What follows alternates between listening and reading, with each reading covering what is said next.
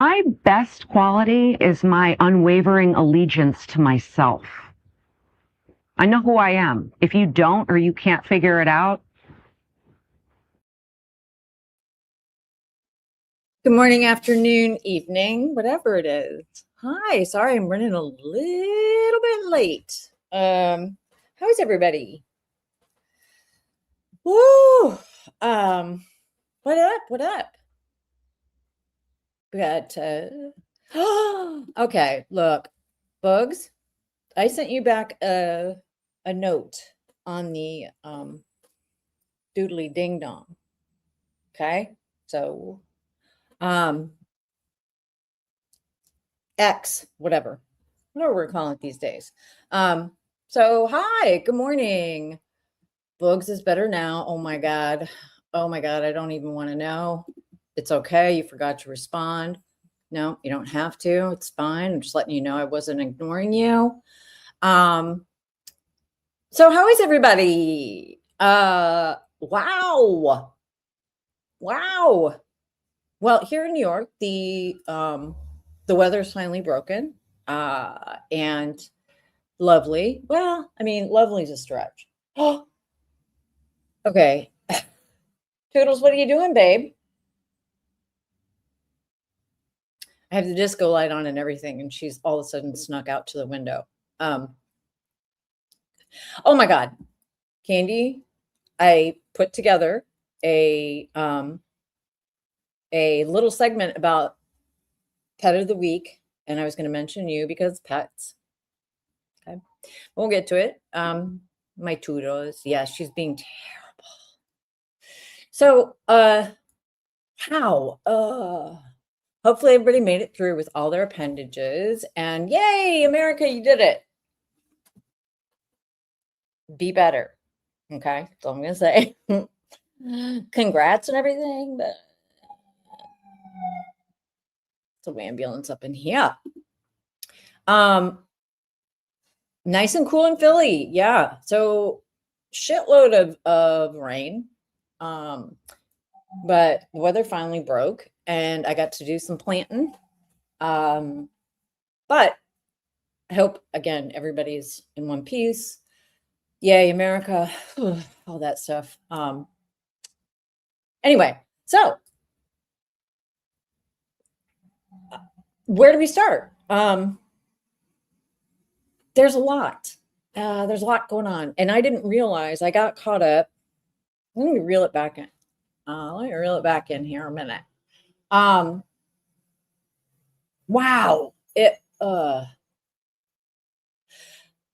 I don't know, man.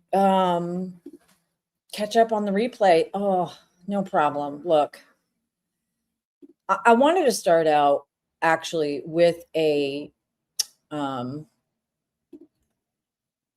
to clarify what I mean by yard sale.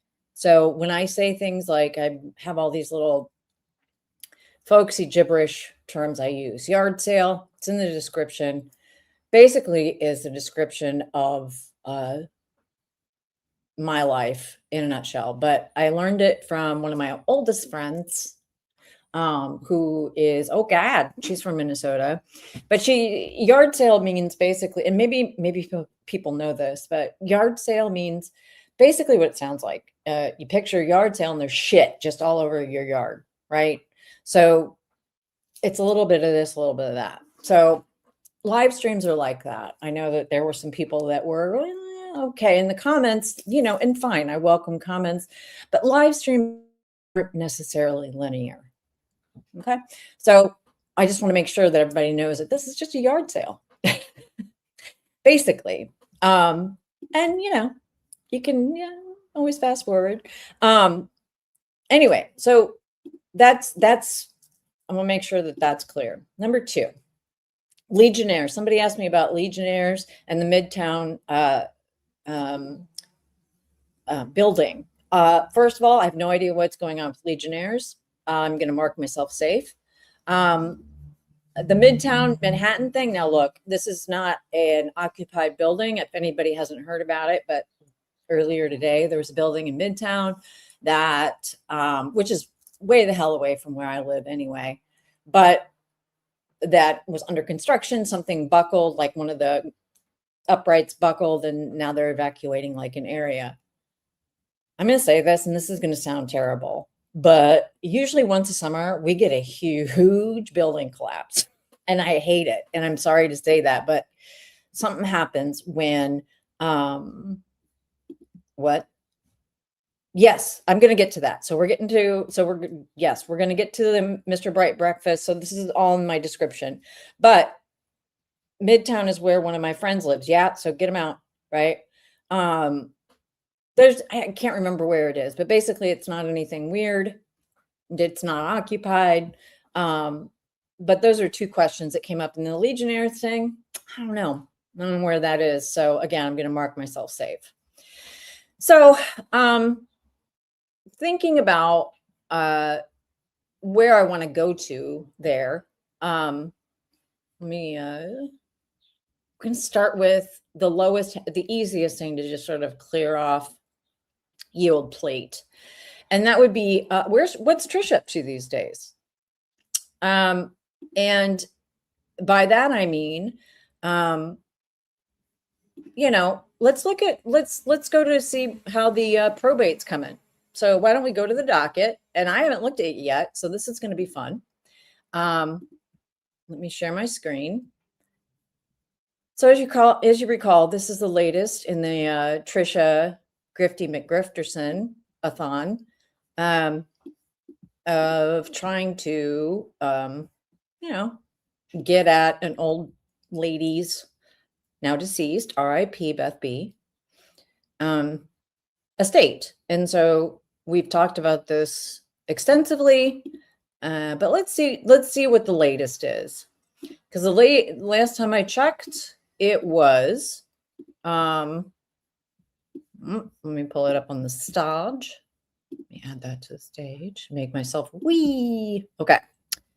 So this is the Dallas County Online Record Search. You just go ahead on in here, county clerk site. Okay. All right. Then we go into, sorry, I gotta get my glasses. We're also going to talk about glasses in a minute, but let's do a public record search, shall we? And we don't want to do property search, but we could. Property fraud alert. I mean, everybody needs to be on their guard for that.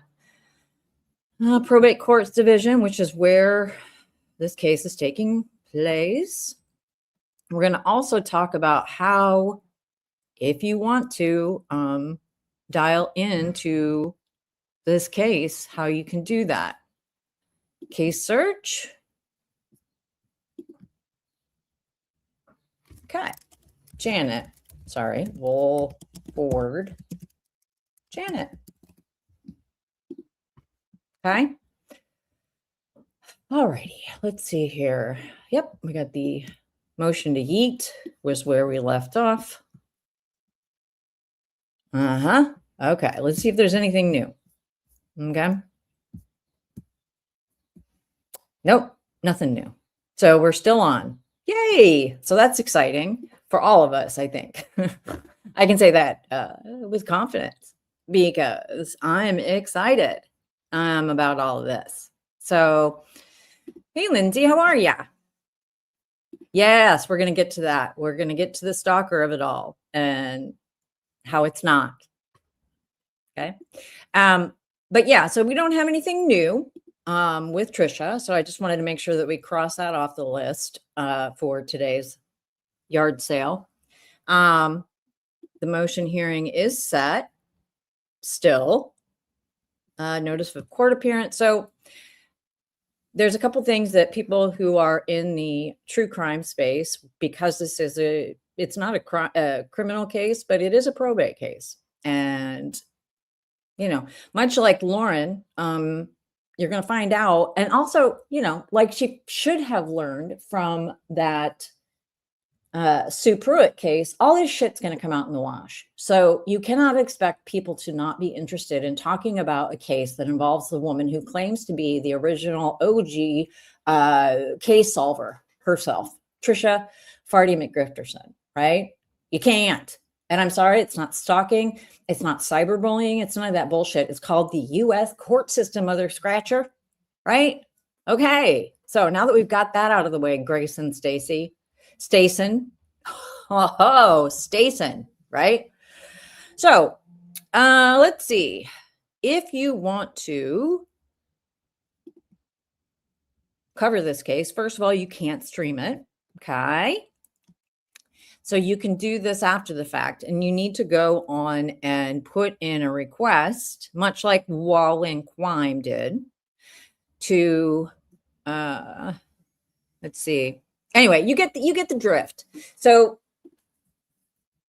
public. Hi, everybody. Yeah. Oh, wait, what? Okay, go on. See, teamwork makes a dream work. We've got Will Loomis just joined. Notice a few days ago, she and Stacey are taking a week off. Shut down her channel for a week. Wonder if they're preparing for court. Who knows? Wow. Huh. Interesting. That is very, very interessante. Okay. Love that for them. But wait, wasn't the last thing that they were getting all ready for their 24-hour live when everybody watches them lay on a couch? I don't know. Don't know. So that's kind of where that's at. I don't have any new hot goss on that. What I do have, though, I've been looking through property records and just seeing if there was really any weird shit going on in Utah. And I am not an attorney, a real estate, anything, none of that. So take it with a grain of salt. But it looks like it was just a bunch of family trusts.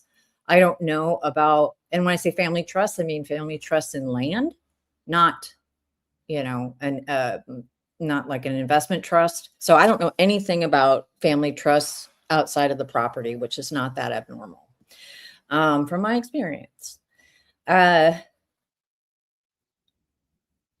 Just go check her community.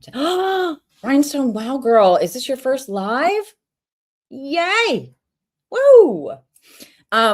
Okay, so Trisha Griffith is checked off the list, okay, for right now, unless anybody else has any hot info.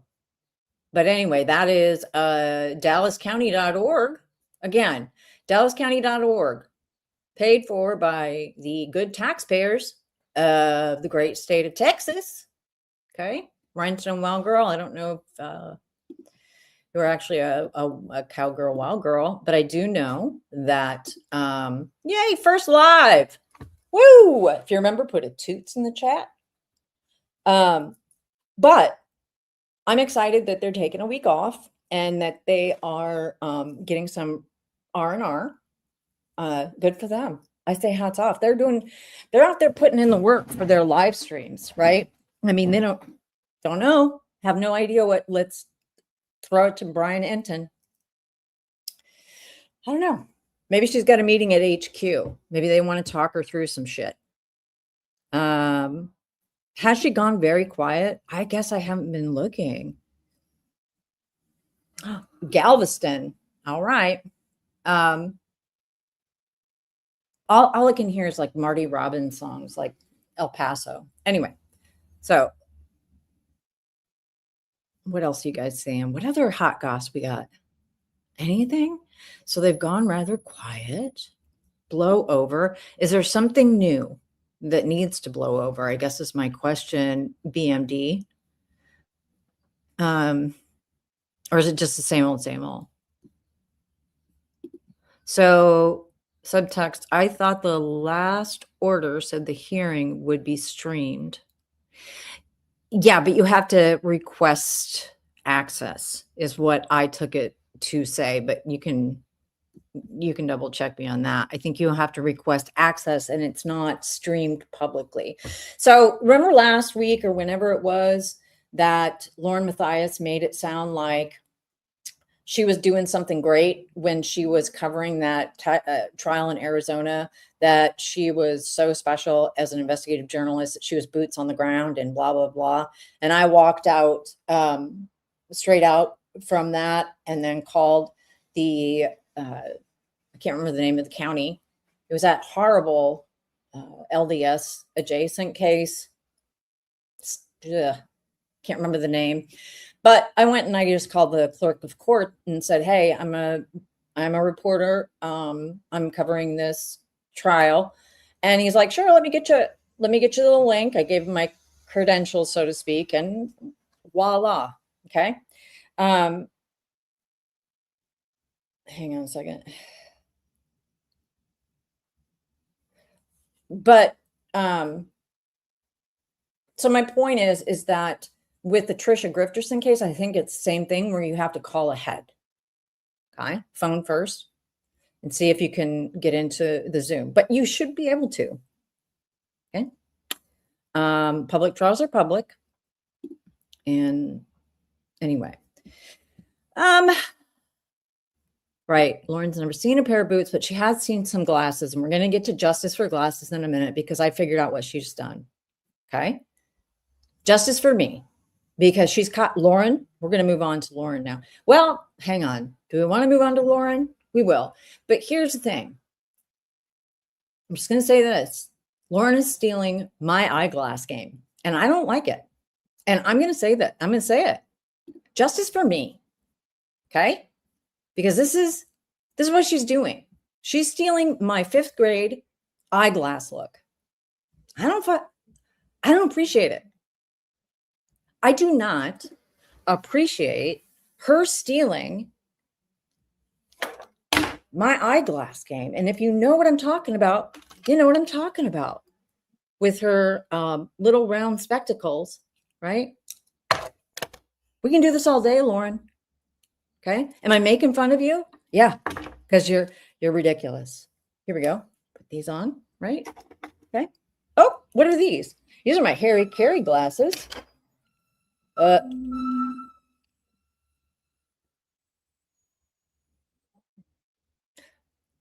Not sponsored.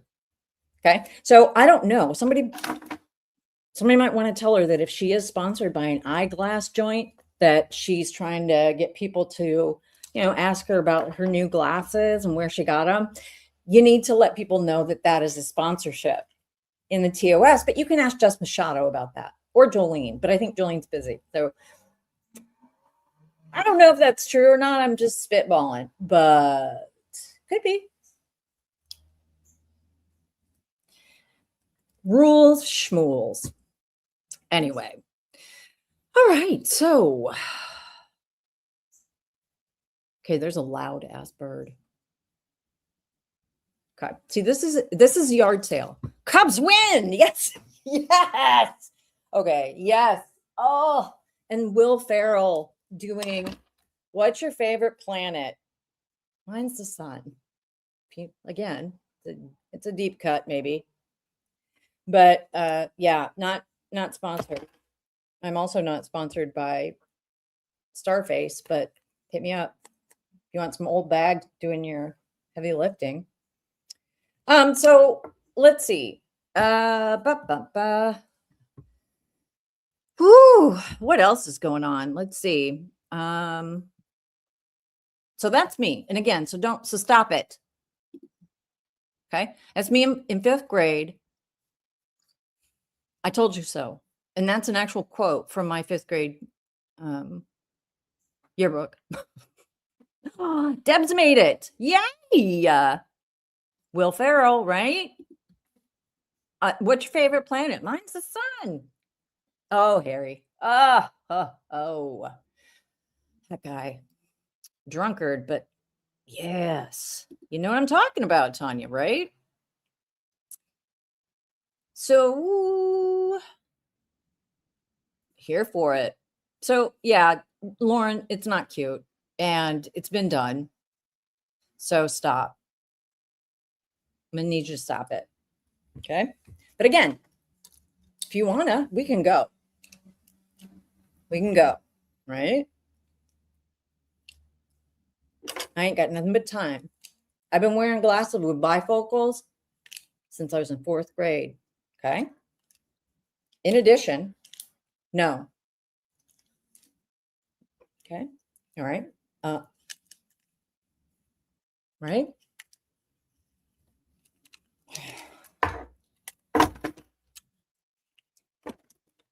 This is just one drawer. TJ Maxx. I'm a Maxxinista. Okay. Anyway, moving along.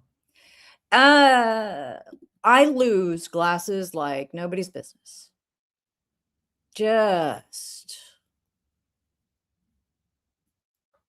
that's a little mullet. Okay. That's also a perm. Did I get bullied for that? What didn't I get bullied for? Look, this was the 80s. All right. This was a très chic. Also, there was like 7 people in my class, so we kind of all had to get along. I come from a very, very tiny place. Anyway, all right, here we go. Hats off. So what do we got next? What do we got next? You know what? We got to talk about this for a second. Actually, what's happening? Okay. We'll move on to, oh boy. I was going to talk about Jessica Machado, but I can't because I can't. She claims to be a journalist, but she's not. Fuck you. So anyway, so I was going through I didn't realize that there was a huge long live stream, but then I realized it was like at 2 a.m. When Christina was talking to Jay, and I linked to it in the chat. But you know, anybody that's been around here for a while knows that I come from a line of old Czech ladies from the actual Bohemia. And I pulled this screenshot because I gotta say that Aspen Connors looks like every old Czech woman I have ever been birthed from or know. Okay. Now, I'm going to say a big apology to Baba Yaga. Now, you might not be able to tell. So we have Aspen on the left, like on this side of the screen. Okay. At least my left. I don't know. And then you had Baba Yaga. Okay. Again, put some love on her name. But she is a well-known Czech fairy tale lady. Basically, like, think of it like Hansel and Gretel, but more terrifying because we don't do nothing unless it's scary as hell. So anyway, I was looking at first I thought, my God, Grandma Cops, what do you, as I live and breathe, right? Because I'm not going to, and I was like, well, I should show a picture of Grandma Cops. I'm like, no, I'm not going to do that shit. So I pulled the next logical thing. So Baba is basically, you know, Babichka is grandma, right? Baba, tata, dada, tatinek. Well, anyway, so Baba Yaga is her name. And she rides around, and most Slavic countries have this, something similar to this. But it's even, you know, you thought Grimm's fairy tales were bad. Whoo! So this one, she doesn't have a house in the woods. No. She flies around in a mortar and pestle. I'm telling you the truth here. This woman, Baba Yaga, thank you. I love you. Don't. Look, we're good. Okay. Probably actually related in some way. But Baba Yaga, not the person on this side of the screen, but the other one, rides around literally in a flying mortar and pestle in the mortar, okay, with her broom.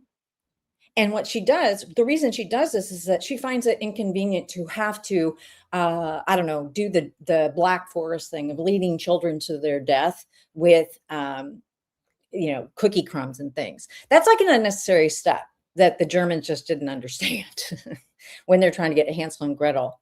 Okay. Baba Yaga, not Aspen.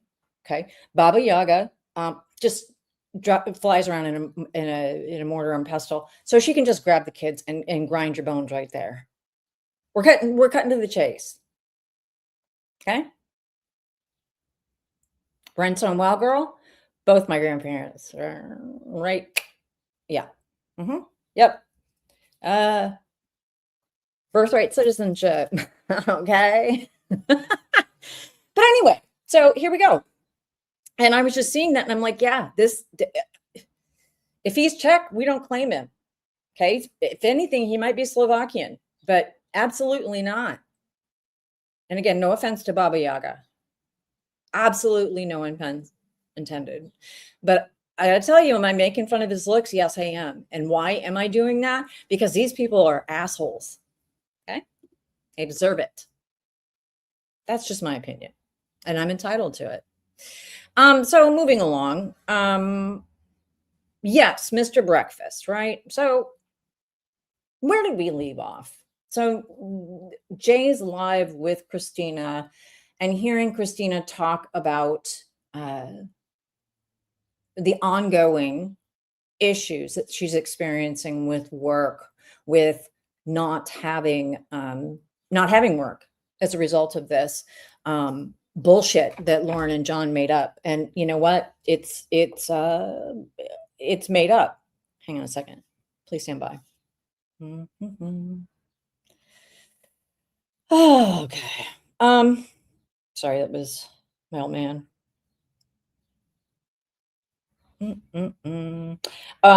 So, you know, and I saw people making comments. Let me see if I cut it. Saying comments like this, like toward Christina. And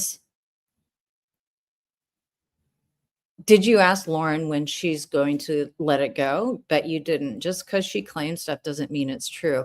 I'm not exactly sure if this was a dig at Christina or at Lauren because it's really unclear and I have a hard time. Yeah, it is. So Kapsa is actually a Czech name. So it's the masculine. Okay, so Czech, you know, you've got masculine and feminine cases. Kapsa is the masculine, Kapsova, it's a Haračkem is the feminine. So yeah. Yeah, it is. And so I don't know. I'm not sure if this was directed at Christina about going direct to Lauren, but let me tell you something. Going direct to Lauren would be, why would you at this point is what I have to say, because these are not honest brokers. They have absolutely no interest in being good, ethical journalists because you're not. And you know, I'm seeing these analogs across people who claim to be journalists and you know, like with Machado and even with Lauren, you know, it's all about keeping these weird receipts. And I just don't get that. So I would never, so here's the thing. I wouldn't never reach out to Lauren. She's already tried to contact me before and we've been down that road. And if you've been here long enough, you know, that's true. So, but there comes a point when nothing is ever going to be good enough. No answer is ever going to be given. Many of you know that I called Trisha Griffith, trying to get a comment about why she was doing her end of the year live, because you got to remember, she was handing out her card left, right, and center at CrimeCon. She never called me back. And she's going to act like maybe I didn't call her, but I did. And if we need to pull the records, we can. You try to do the best you can, but why on earth Christina would reach out, why anybody would reach out to Lauren or to Trisha or to anybody to get their side of the story at this point is bullshit. It is. There comes a point in time where there are no two sides of the story. And that's something that I think media overall gets wrong. And we got it wrong a long time ago. We got it wrong with the fair and balanced, right? Which is just a tagline. Okay. That's male RK. When somebody shows you who they are, like Lauren, Grayson, Anya, Kevin, Aspen, whoever, when somebody tells you who they are, you believe them and you don't go back for more. You don't go back to give them more emails to try to weaponize. You don't do any of that shit. Okay. So I don't know if this was meant to comfort Christina, but don't fucking do that, because there's not been, and if I'm wrong, I'm sorry. But I am still so incredibly pissed that people are coming out of the woodwork to say that Christina is somehow in the wrong, because there is no evidence that has been presented by these assholes. And that's what they are, assholes. I said it, I'll say it again. Okay? They've not presented anything. They've walked away from a court case. They've walked away. We've shown them in lies. Last week, I did a whole exhaustive thing about the hearings and all that shit at the court. We read the documents. We heard the tapes. And people that don't want to go and do that work and listen to, I mean, shit, man, there's people all over the place. We got Jay, we got Penny, we've got, Jolene from the way back. We've got people that have been whatever. Okay. If you don't want to listen, that's fine. But don't fucking come in and shit in somebody's backyard. Okay. Absolutely not. We're not here for that. I'm not here for it. Stop it. All right. And so I'll tell you what, somebody else was in the chat, Jay's chat. And again, it's all linked in the description. Somebody else was in the chat saying something about Christina needing to let it go and that her TikToks were childish. Okay. Was my going through my glasses not one of the most childish things you've ever seen before? I mean, probably not. That would be Lauren's "Where's Waldo" bullshit. But there's a huge difference between making childish TikToks to your, couple hundred followers at the time, and taking the full force and weight of your husband's allegedly bullshit credentials and your TV presenter personality bullshit and leveraging self-harm and fee-fees to get us on your side. That's not childish. That's malicious as fuck. It's gross. It's disgusting. And to watch them go on to another victim, to other victims, and do the same thing again. Nah, they haven't had any consequences. I don't know what those consequences look like. That is not up to me.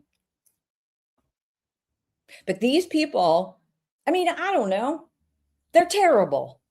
I think objectively, if you look at the record, if you look at the court record, if you look at the history, if you look at the lies, the knowable lies that John Matthias has told us, that we've been able, and so many other people have been able to pick apart with actual documents exhaustively.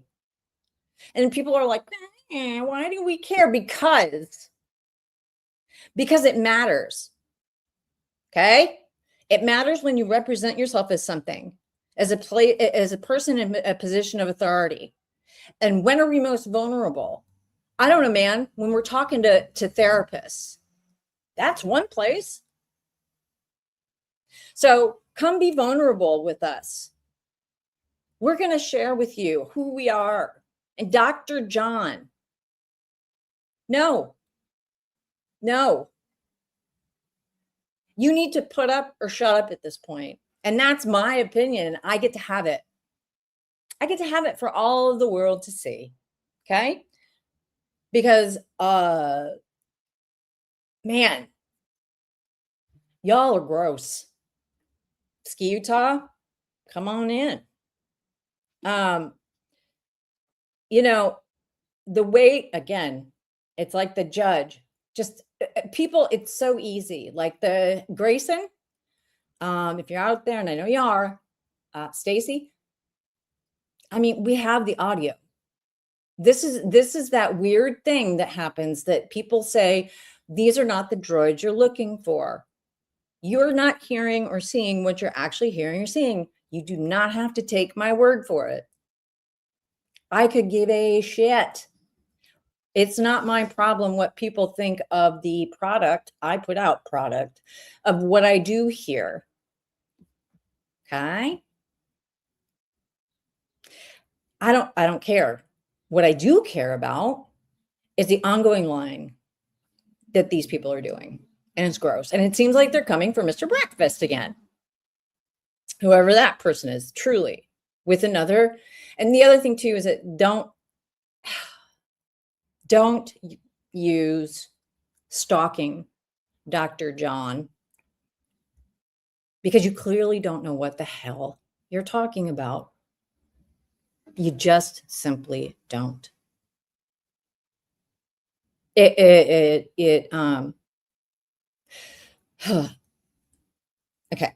So trusting, and why people open themselves to scrutiny, and why this is fair use, and why, you know, the people like the Machados and the Griftersons and all these people out there that I don't get it. That get real butthurt about people actually having an issue with what they're saying when they put it out for the world to see.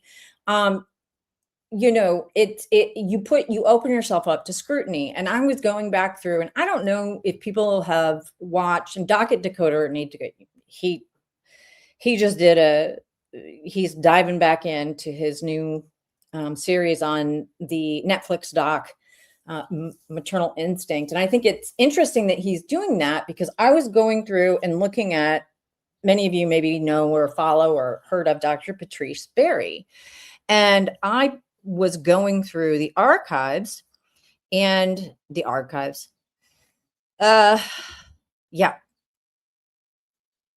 Sorry, what do you guys say? I'm not paying attention.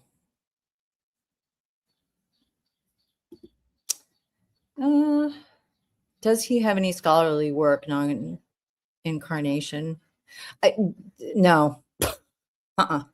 No, he doesn't. I mean, look, you can go on and find information on, you know, sage journals. I mean, man, there's a lot of information out there, in public, in like peer reviewed journals and things like that. He has nothing. He has no research. Typically, when you do a research study that's empirical in nature, you have to have that published in a peer reviewed journal. I've not been able to find any. Would love to see some. Be great. But back to Dr. Berry. So I really appreciated her, because I came to the John Matthias and Lauren hidden true crime situation. Let me put this back up. When they misreported absolutely everything about Mr. Richard Allen. And so, and it really pissed me off, because, you know, I am actually a journalist, and I do give a shit about people getting shit right, especially when it comes to a man's life, and they got it so incredibly wrong. So I went back into my personal little, let me close some tabs. Okay. When did I first come to these idiots? Okay, so this is back in November of 2025. I feel like I had already started roasting them before then. Yes. But anyway, this is me and my my buddy Nick, who is a inter-Atlantic crank. And he and I were chatting one day about the fuckery. And it was interesting just going through this, looking at it now and listening to how he and I were chatting about it. I'm going to let this run for just a minute. Please look at it. Yeah. Okay. So we're talking about natural instinct to protect girls killed, horrifyingly bad crime scene pictures, and they point in that direction. It's a natural instinct. Sadly, a very big portion of humanity do not see beyond the surface. They read headline readers. Yes. Yes. And our job here, you as a journalist, me doing my thing on YouTube and the other streaming platforms, at least look at it. Yeah. Through my eyes. Attempt to do it. That's all I ask. Attempt to look it out of my eyes. Because none of the cases, I don't have a personal, what do you call it? I don't have a stake in the game. Right. Now, this case pisses me off because you have these diaper Nazis pretending to be like my ancestors. And they're not. They're diaper Nazis. Now, they are morons, but they are dangerous morons. Yes. Follow Nick. I mean, and so that I guess is my point, is that when there's dishonest brokers out there, when people, and it's like, I feel like I've been saying this for a year now. I feel like I've been saying this for longer than that. So again, I'm not new to the hidden true crime of it all. I just came at it from a different way. And so we were talking about the leak of crime scene photos. It wasn't a leak. Shout out to Anya and Kevin, who we'll get to them at some point down the road, because woof. But that's sort of where, at least for me, I started making the connection that there were some turds in that punch bowl.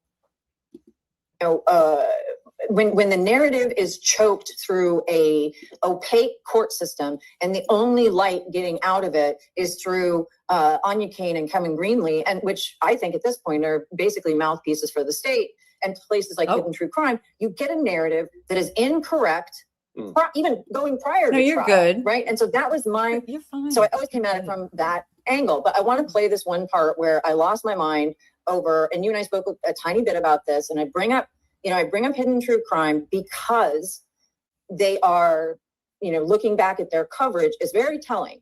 And the way that they positioned, and the way they positioned Mr. Allen as a criminal lunatic, basically, before the trial, before anything, and we can talk about the ethics of that and everything, but the problem is they have so many viewers, right? And so this message gets out to them, gets out to the public. Now, this is me losing my shit, as I do quite often in this case, but I'm going to play a little bit of it.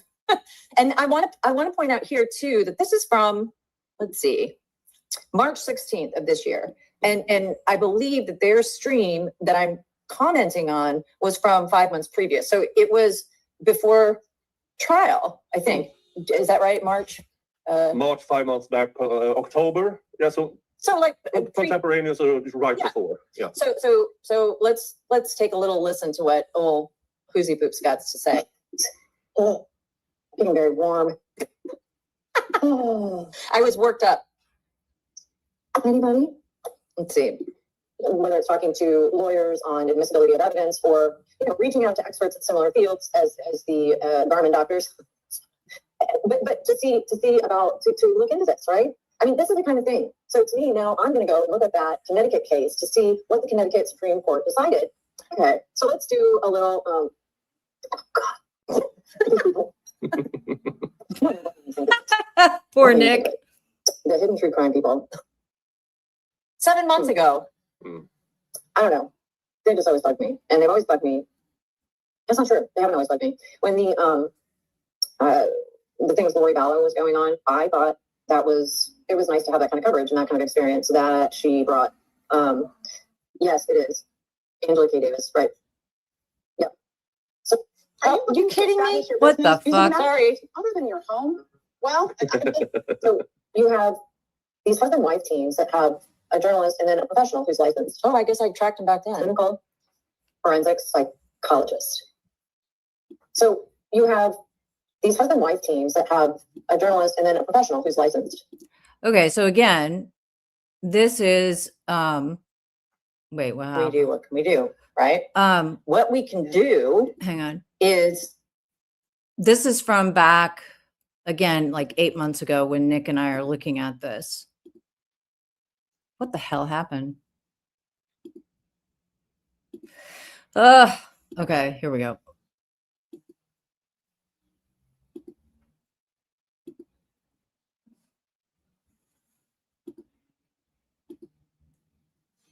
Okay.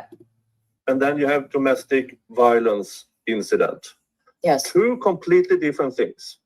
Yes. One is internal, the other is external. Okay, so Complete. what we're talking Places about, like hidden true crime, you on Establish your business about Richard Allen before the trial. okay, Okay. here we go. From what I can tell, and again, I was not I'll be right all back. up on this. I didn't have an idea really until the trial started what this was all about. But I also wasn't going on to give an expert opinion about somebody's mental health, or even representing facts. But what they did, and when I heard it, I went and I gave it a Cecil. I seriously did. When you see, okay, I'll tell you people what. know what Cecil is. I'll play the clip. Give it a bang. I'll probably take it down. I don't care, whatever. I literally have absolutely nothing to lose. So the deputies, so they're talking about Richard Allen. And what they're saying here, and this is the Dr. John speaking, and he's talking about an incident, and he's talking about a domestic violence incident with Richard Allen. And I'm like, oh boy, that sounds bad. Right. So this is important. This is, and people, you know, this is an important part where I think that my perspective as a journalist and being able to call out bad journalism is kind of like law to calling out terrible fucking law, right? And terrible judges. So let me just continue. Because again, I didn't know anything about it. And I'm like, ooh, prior criminal history ain't good, especially domestic violence, holy crap. So I went and I gave it a Cecil, right? Mm-hmm. It's not what it was. So let me see, I can't see it. Hang on 1 second. So what it said, you know, in the fucking hubris of this guy, in sack, I swear to God. Yeah, I'm just gonna play it straight because you know, I'm gonna play it and I'm gonna show you. Actually, you know what? I'm gonna show you first what actually was recorded. Hang on. These. So what happened? So let me give you Richard Allen threatened to kill himself with back in 2015. And we know that he had a problem. It came out through the trial. He had a problem with alcohol. He had a problem with his mental health. And so what this Max Lewis is reporting out here is about a domestic, quote, incident. Now, that was when Mr. Allen was threatening to kill himself and Kathy called for help. So I need people to understand that part of it before we hear old what's his fucking face. Yeah, because people only see domestic and assume things. No, there's a domestic incident, and then you have domestic violence incident. And you guys, I'm playing all of this because this, I mean, there is a circle here, and the circle seems to, at least for me, in this creator community, like the true crimes and the Anya and Kevin and all that bullshit, you know, a lot of things seem to come together in Delphi when all these people met. And it seems like a really, I don't know, hellmouth, or there's some sort of weird vortex there. But anyway, so Nick and I were talking about it from our shared perspectives. You know, he's a jurist, so he's an LLM in Sweden, and I'm, you know, a journalist of sorts. So those are the perspectives we're trying to bring to it. And you know, John, again, I was not aware at this point that his credentials are in question. And when I say credentials, I mean clinical forensic criminal psychologist. I don't mean general psychologist, because we know he has that degree. Yes. Two completely different things. Yes. One is internal, the other is external. Completely different things. Yeah. And they took this credit. Yeah, I'll be. Go ahead. When did I do this? Do I have a date on this?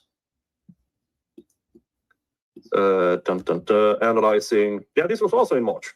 Analyzing the new McLeland interview, because since they threatened everybody, even with the transcript. Yeah, that's right. So I watched it off on the side, and I narrated what happened.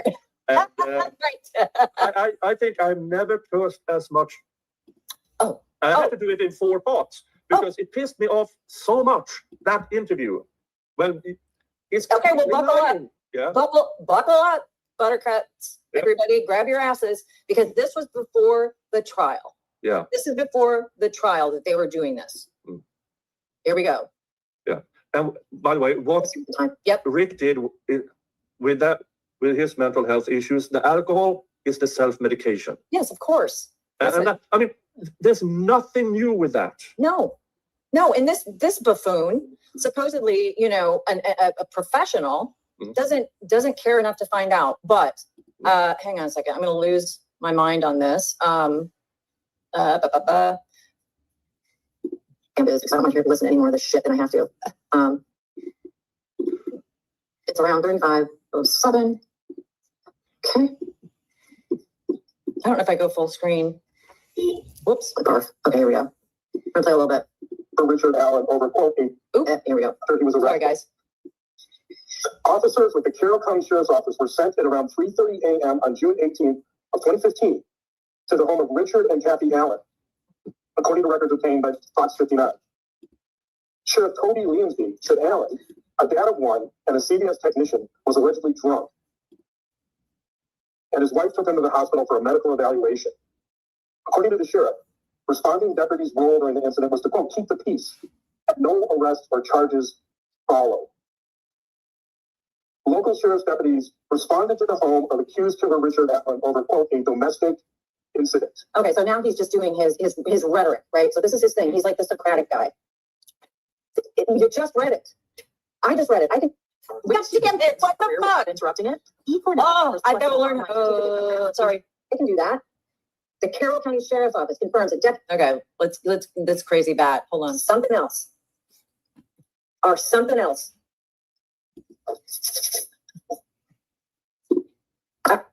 Okay, let's just hear what he says.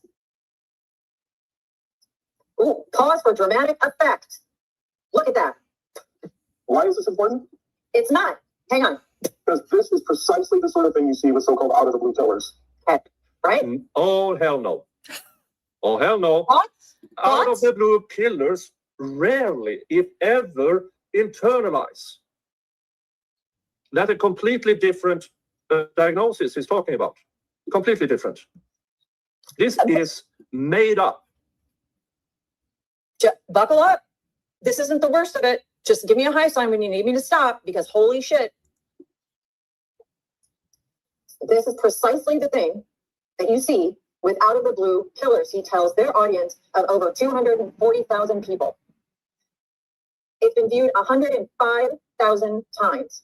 This is before the trial. Before the trial. This is what you see. Legally innocent. Richard Allen, and this is my thing. A man is legally innocent. And look at the gravity on these two turds' face. She's supposed to be a journalist. She's supposed to do the vetting on this. A simple call, a simple bang would have taken this out. And she did shit. She let this out of the blue killers. He read the exact same thing I did. And just wait. This makes me so goddamn mad. What's important here is that there was no arrest, there were no charges, so all of this disappeared. If they had arrested him and charged him, he would have a criminal record. The reason he doesn't is because the deputies, the officers who responded to this call, they thought it was minor and not worthy of their attention. They recommended that Kathy, Allen's wife, take him to the hospital for medical evaluation because he was deeply inebriated. So what was the level of violence? We don't know. There was none. Yeah. There was violence. Where is he getting violence? Where is he getting the word violence? He is actively, knowingly misinterpreting the written to his audience because it's narration. Yes. And here's the thing. I don't have a skin in the game. I tell people that I narrate. I say, I forewarn people all the time. First of all, I'm very pro-defense, naturally. I narrate. I'm giving my opinion. Yeah. I start with either start or finish by saying, now, don't take my word for it. Because do your own damn research. But this guy is a professional. He's a psychologist with a degree. People listen to degrees. Mm-hmm. Ethics? Says, any thought on the ethics? Go ahead. Any thought of the ethics? Well, it's what he's doing here is that at this point, he has diagnosed with the out-of-the-blue killer. that is a part of a diagnosis, or it's the result of a diagnosis. And I've heard him before doing this. He doesn't know Rick. He never evaluated Rick. But this folks, we can joke about the grift is real and all of those things when we ask for supers and stuff like that. Right. That is real grift. They are presenting falsities as facts because they know their audience is begging for it. They have an audience that demands blood, and they are giving blood. There's more. I've probably ruined my channel several times by disagreeing with stuff. I mean, look at the last trial I covered, the Alicia Andrews down in Florida. Yeah. I mean, 80%, oh, she's guilty. And then I am on my screen saying, look at the evidence. Yeah. Now, she was convicted of manslaughter, yes. The lessest of the lesser included. And I wouldn't have been surprised if she had been convicted for first degree because we've seen worse evidence than that trial.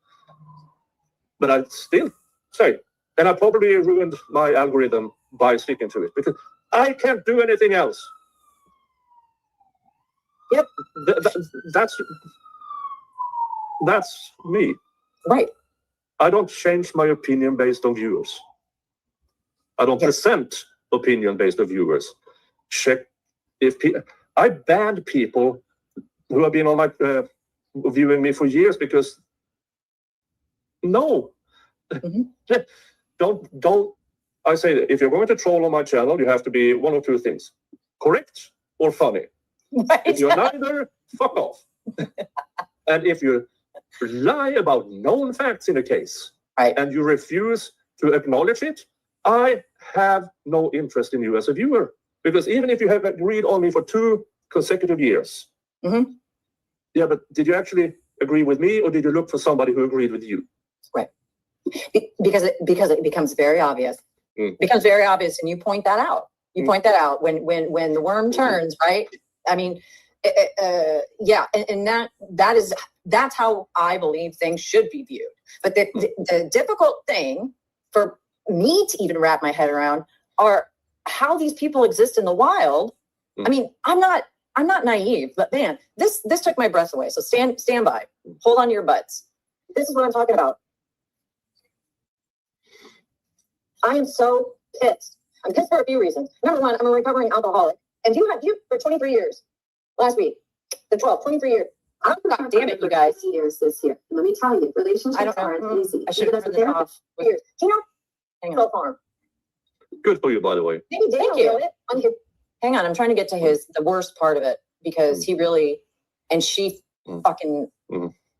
Yes, for anybody who is recovering, who is very conscious about it, sure, you can check me out on my Slightly Buzzed Friday shows.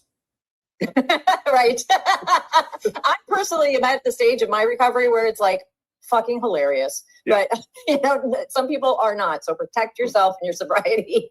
About next Fridays. Oh God, but they're hilarious. So back to these two assholes. Hang on. Yeah. From some Greek, from some myth. Go back to the tape, shall we? And I want you to notice his performance because he bookends each of these lives with a very earnest quote from some Greek, from some mythic tragedy or Shakespearean, drama play. And I'm like, I know this guy. I went to high school with this guy. This guy likes to sit in his room and smell his own farts. I know this guy. Right? Yeah. Okay. Now, in his defense, yes. Most of those guys, if we rip a really bad one, we are kind of proud of it. Listen, who among us hasn't? But you know what I'm talking about. Yeah, I know exactly what you're talking about. We don't actively go in and squeeze one out. We just, oh, that's a good one. And then we move on. Exactly. Here. But this is, so, hang on. It was just, I mean, let's just finish what he says. You know what I'm talking about, right? One of those guys. We've all been around him. How bad was it? How violent was he? We don't know. We know it was significant enough that somebody in that home, somebody in the Allen home, called the police for help. So does Richard Allen? There you go. Oh! Down to the profile of a quote. Boom! Boom! There you go. Oh, I'm not doing any more of this, but I will show you one thing. Okay. So, I mean, you see, but that's a whole thing that this stream went on for, oh God, 3 hours. And then I think that then Bob joined in and we had to go for another, whatever. It's in the Delphi fucking playlist. But I guess the point that I'm trying to make here has been made is that these people are, they're not, this is something they've been at for a long time, right? They've honed their craft and we all know it. Let me pull this down. Let me put this back up.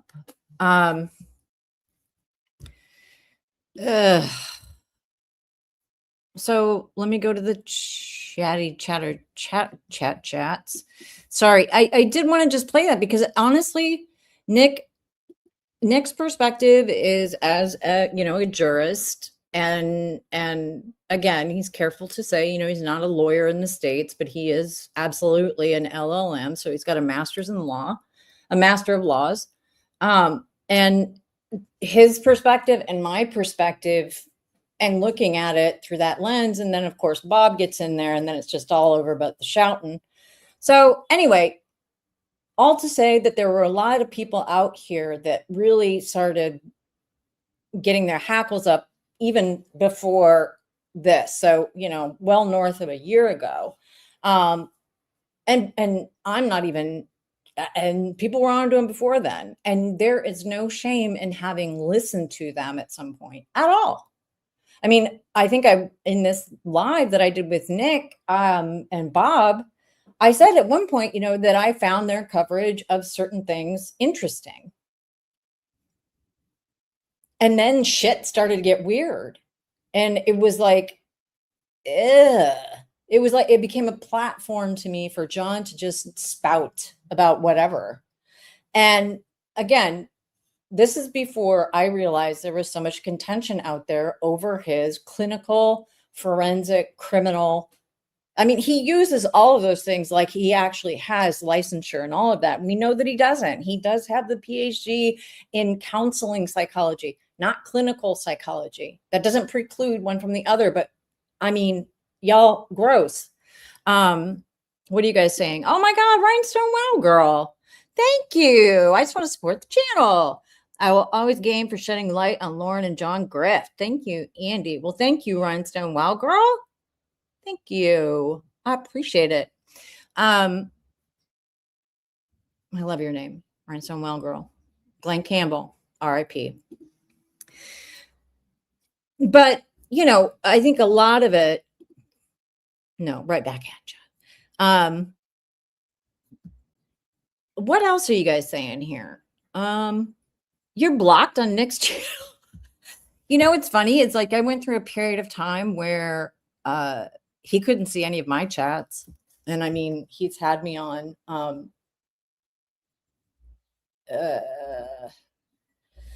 what do you call it? He's had me on stream. So I don't know. You might want to ask. I don't know. Unless you did something markedly, and then hats off to you. Seriously. It's free country. Well, it's free world. Yeah, Bob made it. Oh God, that was a funny stream. It was a weird one. And again, that's in my Delphi playlist. Oh, it's so weird. And they do borrow from each other's playbook. And it's just supremely frustrating. And a lot of people's takes and comments and things. And let me bring up Mr. Breakfast. A lot of people's takes are very amateurish things, like you're just jealous. Bitch, I'm autistic. I'm not jealous. I have no idea what's going on around me. So am I jealous of what exactly? So that's stupid. It just is. It's a very sophomoric way to look at things, which is like the reason that I did my glasses exhibit, because when you're dealing with not even sophomoric. It's this gal. It's right up there with this gal, the originator of the amazing eyewear and permanent. Okay, this little farm girl right here. So jealous. Okay, great, whatever. I mean, what am I also jealous of Trisha? So, but and that's not just me. The comments are like, "Oh, you're just jealous. You're so jealous." Bitch, please, grown ass women do not behave like that. Don't come at it like that. Nah. My entire like journalism career has been about pointing out the fucking bullshit of people in positions of power. And when you position yourself, I can't. Okay, so that picture of me is hilarious. How about this one of me and Joan Jett? Don't hate, congratulate. Okay. Grown-ass women do not give a shit. Right? Don't care. When you grift from old people, not even grift, when you take money willingly from old people and do it again and again and again, you know, or with the Machado of it all, living with her mother for 10 years as a 50-year-old woman. Nobody's shaming your game, sister, if you got to go home and get your shit together. But 10 years? The fuck? No. And it's the teamwork that makes the fucking dream work for women who have grown up and learned to embody their power, okay? And it can be dudes too. I'm just not a dude. So when you place yourself, like me, I'm placing myself in the middle of some sort of weird controversy. Do I need to? No, but that's how I've done my whole journalistic career. And when you talk about having a thick skin as a journalist, yeah. But Captain What's-Her-Nuts crying in bed with her 12-year-old assistant ain't it. And if people are jealous of that, I'm going to pray for you. Okay? Real hard. Because no, nobody wants any of that. So John Matthias now, because he didn't get enough. He didn't get enough from the bullshit they tried to pull on Christina in Utah. And they went on and did that horrible 9-hour live. Take it down. Take it down. You disgusting turd Fergusons. Okay? You're gross. There's no other way to deal with you people. No. I can call you gross.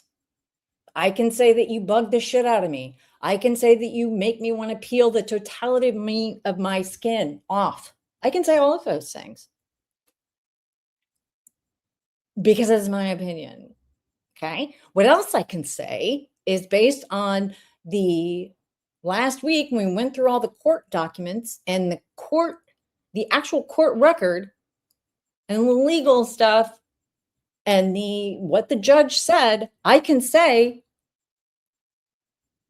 you got nothing on Christina, so you should take that down.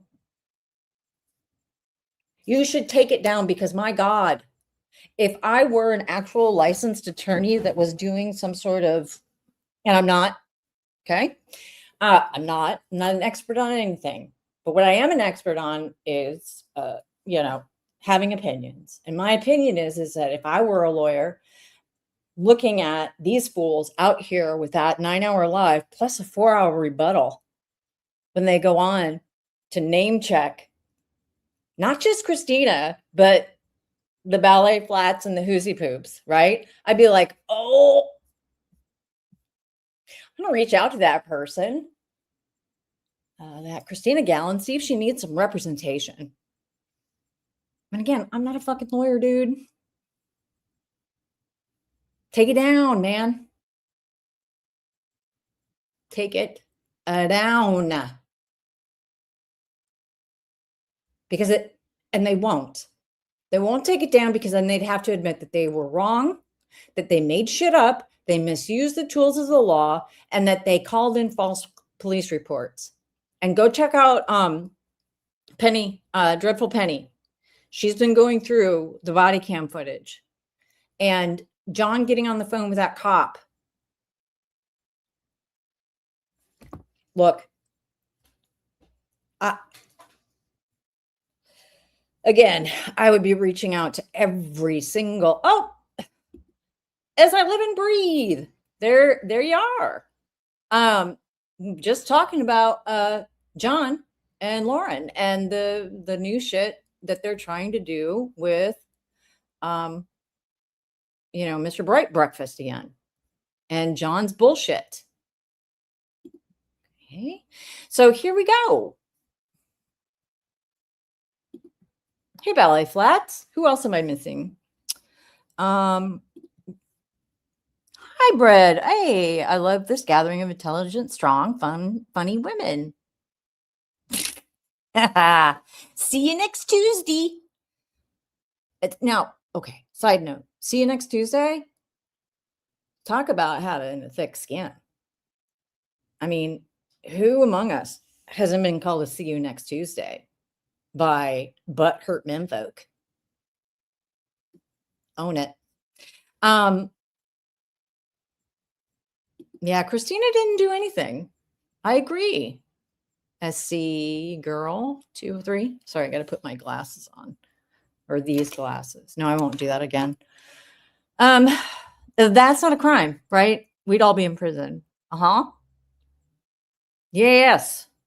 And it's not even about it's just like, ugh. I just don't have any respect for these people because they don't deserve any respect. You know, when I see people fawning all over the likes of Lauren and John and Trisha and Stacy and Web Sleuths and blah, blah, blah, blah, blah, I'm like, ugh. And then I remember how small the world is, really. And that it's actually a very slender bit of humans in the world that are falling for this shit. But unfortunately, the patterns are all the same. Tale as old as time. Song as old as rhyme. Streets. How you doing? Yeah, right? I mean, this is what my girlfriends in Scotland call their besties. It's not a slur there. Of course not. I mean, that's like one of my best friends is Irish. You kidding me? It's like that's like a sign off, right? Talk to you cunts later. I don't know. See you cunts at the doodly whatever. But people that leverage it like it is are like, okay. I don't know, man. Who gives a shit? But so apparently John. So we'll get back to John. Let's get back to Brad Pitt. So people have been putting in the chat that there's a lot of stuff out there, and Allegedly Innocent has been doing a lot of great work, and I'm just not catching everybody. I mean, I try to link to them in the live streams that I do, but again, yard sale. Okay, yard sale. So apparently John's now trying to say that he has a stalker because they're the Oprah of stalkers. You get a stalker, you get a stalker. Look under your seats. Everybody in the audience, because you get a stalker, you get a stalker, you get a stalker, you get a stalker. Stalker? Have you got? I'll take 3 stalkers, 3 orange whips. Orange whip, stalker. It's ridiculous. Stop it. There's actually women out there or people out there in the world who've been stalked. The same woman, friend of mine, who gave me the term yard sale, my beloved Minnesotan friend, she was stalked. Had this guy out front of her house. Stop it, you weirdo. And do not abuse the legal system in the US. And by God, don't hop the pond, bitch, and start talking about the 4 Fs or 4, John. We all went through that. So I invite everybody. I put timestamps in that. If you want to go back and listen to how we broke down all the bullshit that's not adding up in his credentials, and his lady friend that he bought a house with, who was also a medical or a licensed therapist, who, oh my God, what is happening? Las Vegas, Nevada. Okay. That's all in previous lives, right? Presented for all the world to see and utilize. Because again, work builds on work. And these people are gross and they're coming for everybody because they can't. They can't not. It's the only thing they have. Blech. Blech. Ugh. Oh, anyway, so now we've got Sean trying to say that Mr. Bright Breakfast is trying to, let's see here, is trying to stalk him. Okay. And it's like, no. So I'll just read this quickly. And this was posted, I guess, last night. And somebody, and I know a lot of people are aware of Bright Breakfast. I thought it was Mr. Bright Breakfast, but a Bright Breakfast, but somebody did send this to me because Reddit scares me. But apparently there's public records coming. So I look forward to that because I've not been able to find anything on John in Utah, except that one item. And I showed that too, where I was able to find one time he was paid by the state of Utah doing business as Strive Psychology in 2021 for $2,500, which is not a lot of money, in Kane County. And so I don't know what that was for, but I was not. So this is regarding Utah, and it's NOJOS, and it's like the I have it pulled up in the other screen, but we'll get there. So this is from Mr. Breakfast or Bright Breakfast. Dr. John warns Utah NOJOS of Stalker after NOJOS releases public records related to him. Okay. In recent weeks, Dr. John allegedly contacted leadership of NOJOS, claiming that he had a, quote, stalker who was the subject of a multi-state active investigation. Oh my God, I didn't read this. Holy shit, I didn't read this.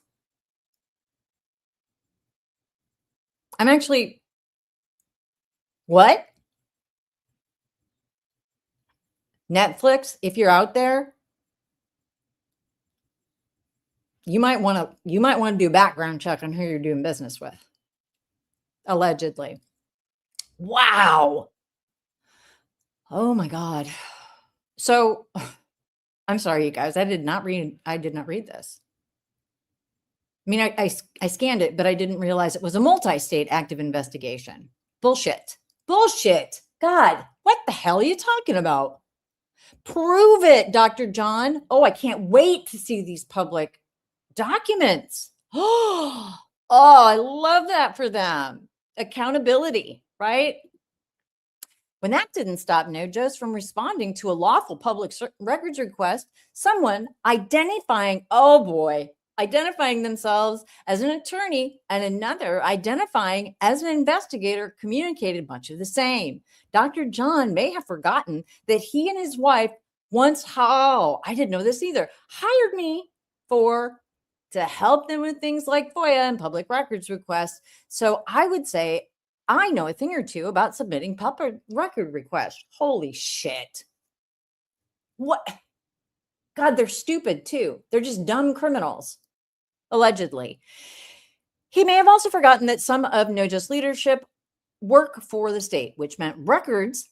I mean, and this is another thing. So NOJOS is an acronym for an organization. It's not a state agency per se, but I think that this is what Bright Breakfast is getting to, is that if they are subcontracted through the state of Utah, that makes every communication requestable and attainable through public records requests. But again, these people don't like to play within the rules. They don't realize that there's transparency portals for every state out there, which is how we found that John was only one time ever a vendor in the state of Utah. Okay.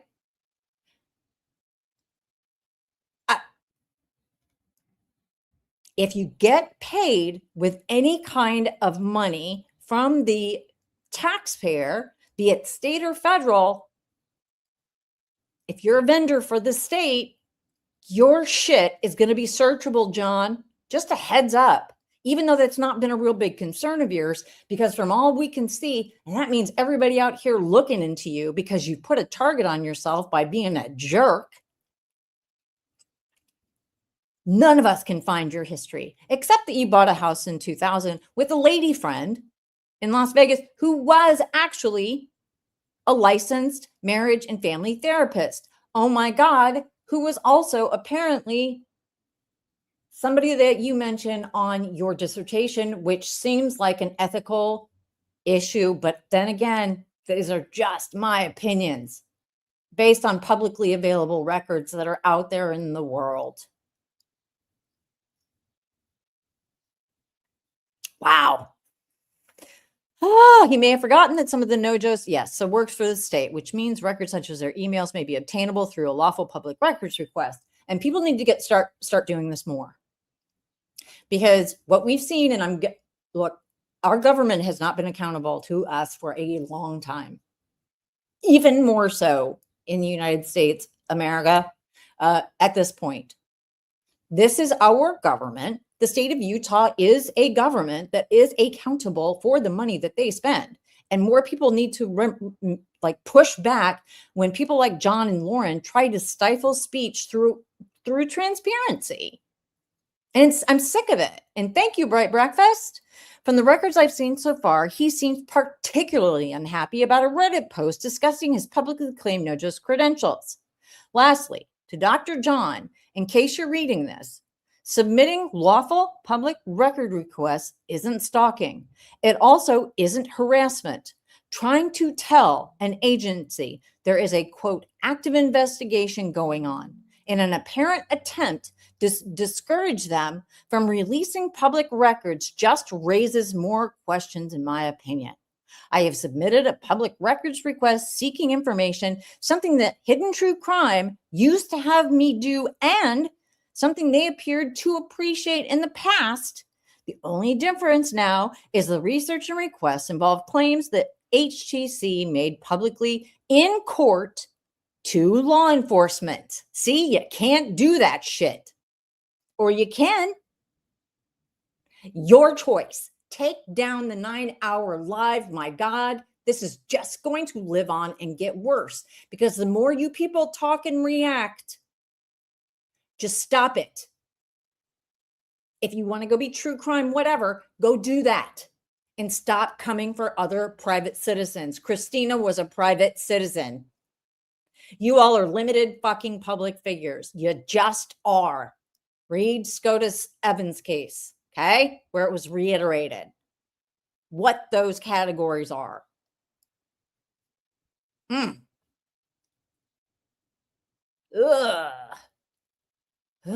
For someone who publicly represents that he spent years working with the courts, evaluating offenders, and testifying as an expert witness. We'll get to that because I've talked about that before. He wasn't.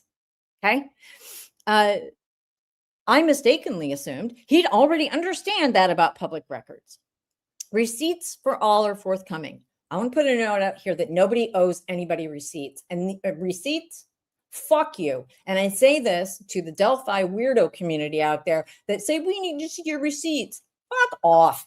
Look, if I'm reporting something, I'm either going to show it to you on the screen or I'm going to have receipts. You don't fucking get to see that shit. That's how the sausage gets made, folks. But I appreciate Bright Breakfast saying that. But nobody owes you shit. You don't need to see that shit. People need to go and check it out for themselves because it's out there. But receipts are all forthcoming. I don't want anyone to just take my word for it. I plan to share messages so anyone reading will be able to hear all the things in his own voice. And for anyone wondering, NOJOS webpage says providers who wish to become current with their credentials can submit a renewal application and pay the renewal fee. As of today, the fees appear to be about the cost of a handful of YouTube super chats. Just thought I'd mention that. The more you know. What do you guys think? Because holy shit, because this needs to continue to be illuminated. I hate it. I think it's gross. It does a disservice to people who actually are professionals in this world, like Dr. Patrice Berry, who I'm going to get to in a second,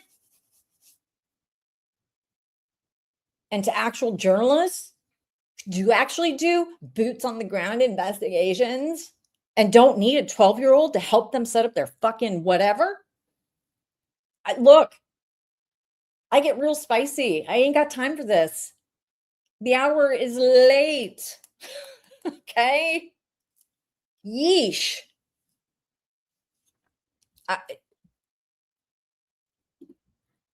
And you know, I mean, I'm still looking for information about your wilderness camp. I just am. I'm still looking for it. Because Strive, oh shit, I gotta go plug this in. So walk with me. So Strive Psychology, right? Hang on. Sorry. So Strive Psychology, which is registered in Utah. I don't know if you can still hear me. Did I freeze? Did I just freeze?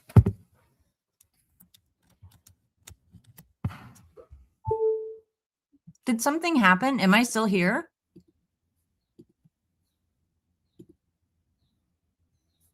Oh, hello?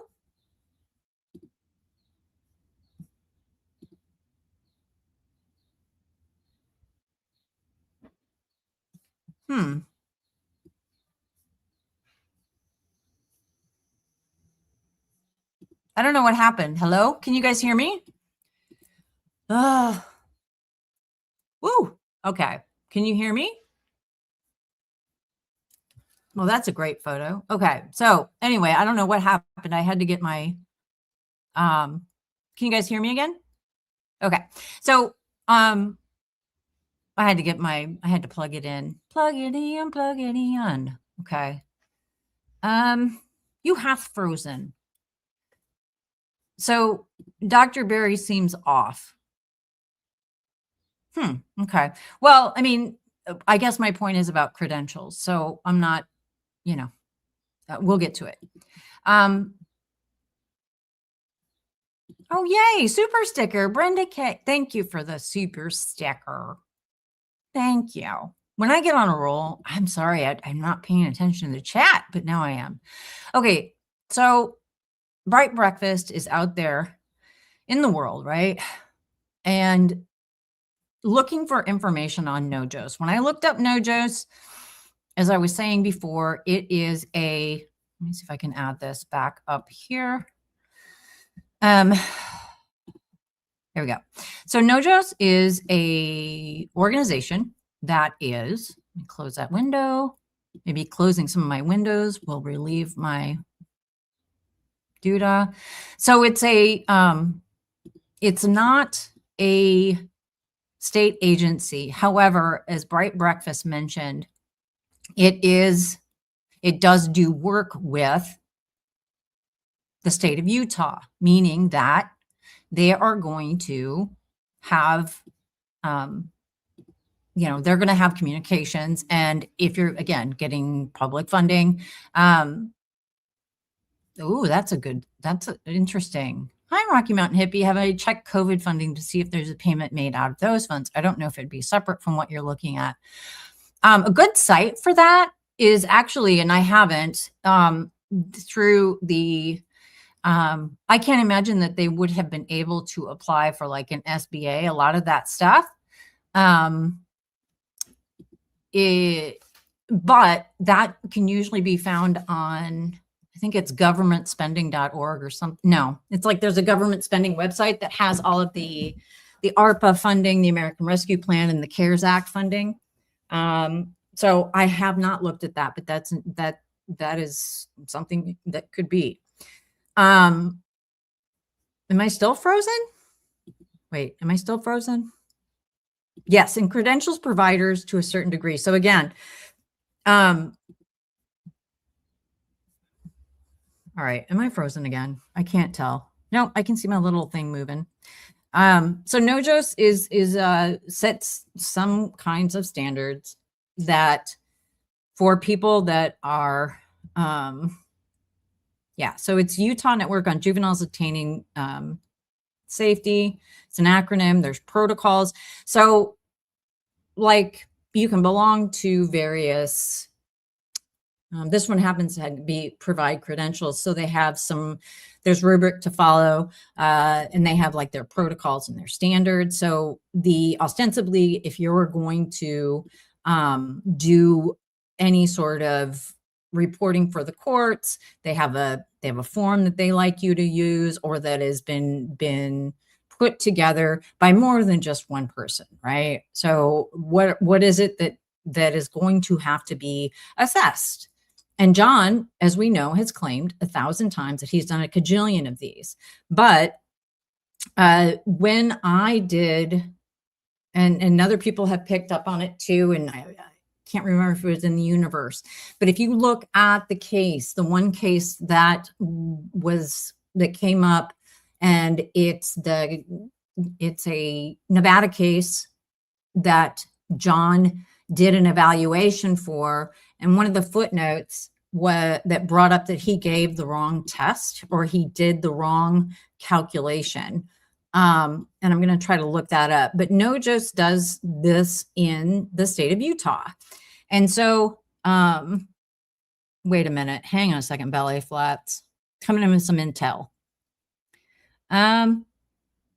Lauren told Christina that John was working during COVID, and was working, and they started their podcast. She also said she was overweight and had no friends. Her words, not mine. Wow. Ugh. Oh, not working. Right. Well, but the thing is, again, we addressed that, right, the other day, is that, that if John was working in a capacity, or anybody. So and I used my friend in Oklahoma, who was an actual psychologist that was working in prisons and works with vets and PTSD and trauma. She was able to do visits because now they got curtailed. And again, states are different, but if you were considered a first line or a frontline worker, you would still have access to the people that you are either evaluating or doing therapy for. Now, in the first few weeks, and again, this is only from a New York perspective, I know things didn't really shut down in the middle of the country where my family's from until like much later than New York, because we got it first, and LA got it first, and then it kind of moved inward. But all to say that John would have still been able to either access a prison, or, they turn pretty rapidly and sometimes clunkily, but they turn rather rapidly to televisit. So that just never rung true to me at all, that he couldn't have worked during the pandemic. I mean, did they shut down offices? Yeah. If you worked at an ad agency, or, making widgets that weren't required for first line workers, you weren't going to work. So it's never passed the sniff test. And yeah, no.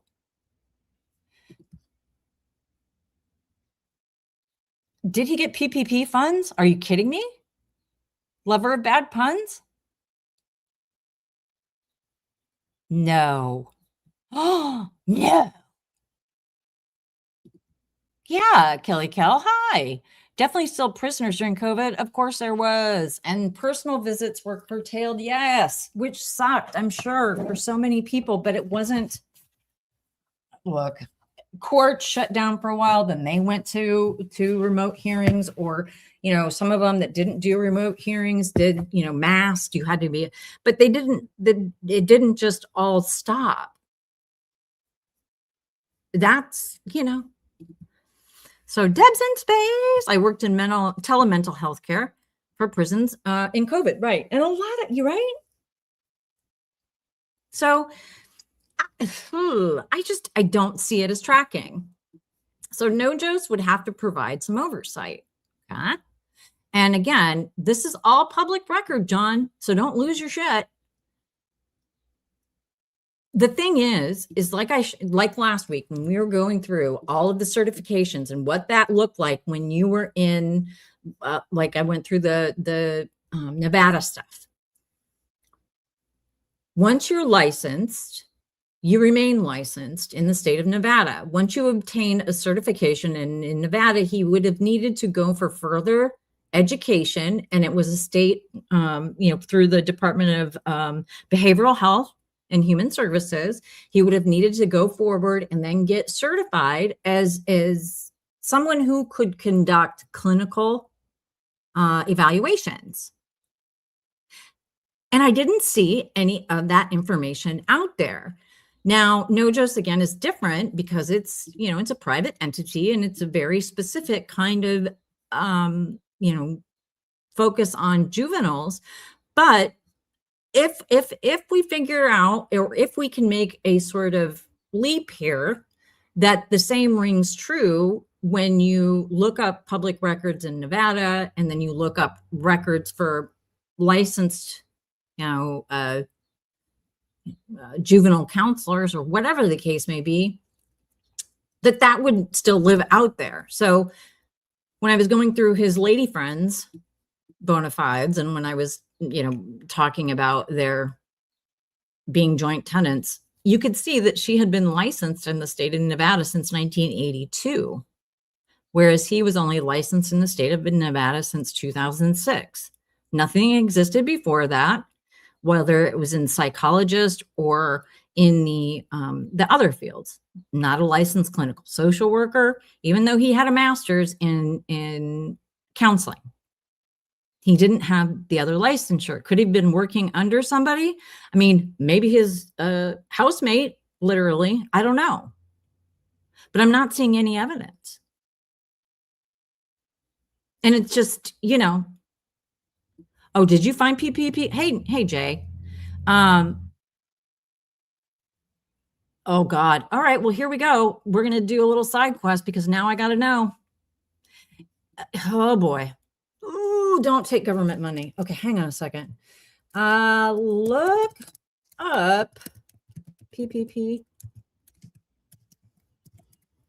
And I'm wondering, I wonder, I'll go through ProPublica. Another great website.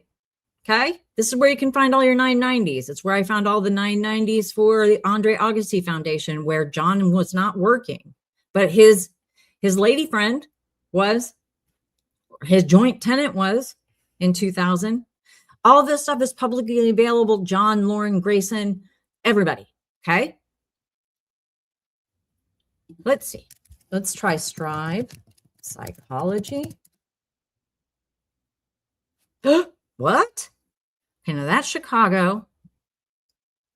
New Orleans. Strive Consulting, Strive Psychology. Let's see. Christ. Let me try this. Now, there could be a lot of Matthiases. Vincent Matthias. Do you remember, Jay, what you looked up under? A lot of these have been forgiven. Ooh, boy. I think it was Hidden Productions. Oh, that makes sense. Hang on. Stand by. Teamwork makes the dream work. Hidden.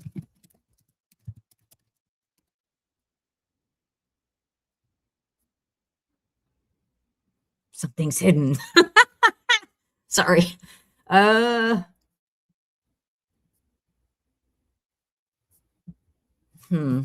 Superens. Something hidden.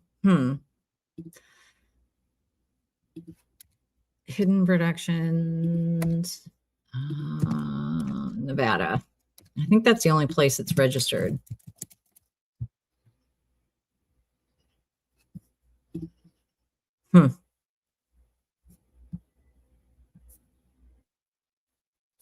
Can't find it.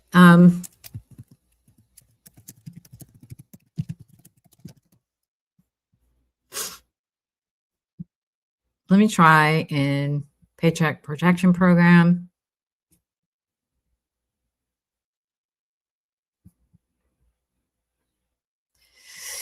Application.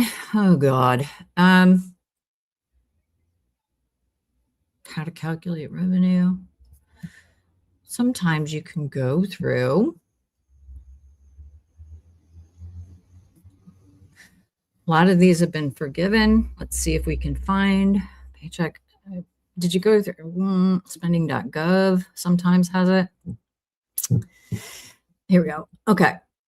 This is how I found this kind of shit before. Forgiveness report, data on, okay, all loan data. Oh man, did they change this? Hang on. No, we're not going to do the CVS format. Do they not have it online searches anymore? Forgiveness reports. Oh, Lord. Yikes. Yikes. COVID economic today. Huh. Okay. EIDL.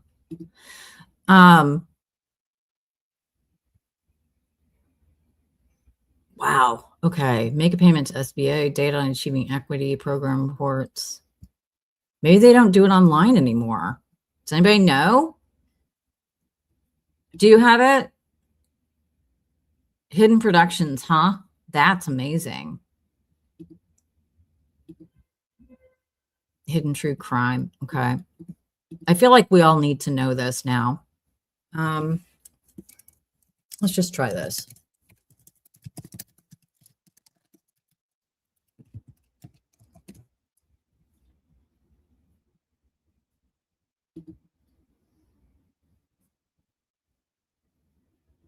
Oh,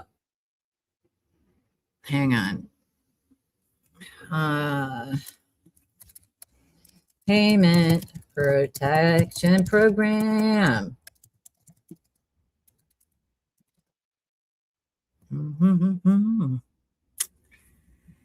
Oh boy. No, that's not what I meant. Oh, CC Suarez did something. Okay. Well, I believe you. And if, yeah, my email is andycopster.com. John Matthias, Henderson, Nevada. Okay. Stand by. Okay. Let's look. See, this is educational. If you have a TOOTS, put it in the chat for education.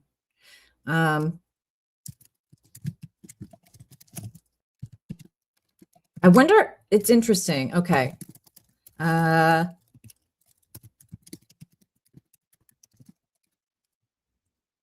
Nevada.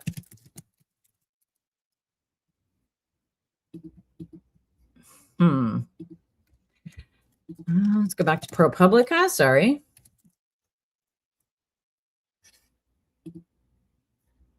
Man, that sucks. The SBA portal, again, looks like it's moved all of its shit.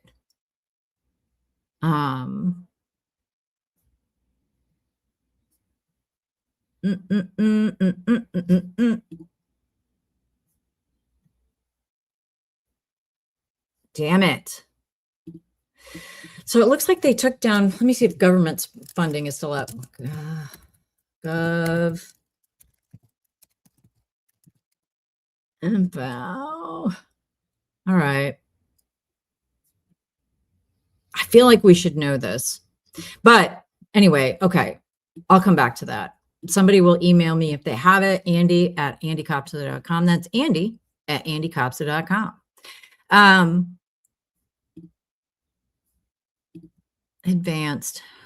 Okay, let's try this. Congressional bills. Nope, don't care. The Coastal Zone of Information, annual reports. Ooh, boy. Yeah. All right. Let's get back to Brad Pitt. So what I was going to do, okay, you just emailed it. Excellent. Let me take this. Let me put this back up. There we have, while I look my email up, talk amongst yourselves. Holy shit. Is it 2:22? Ugh, guys. Not that it matters, but I am going to pull this up. I'm very excited to see how much they got. One moment, please.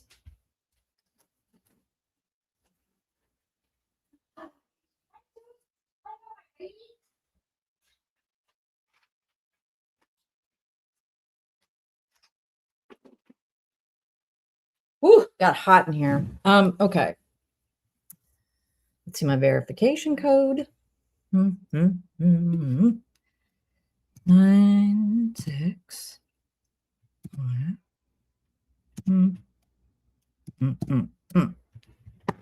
Let's see here.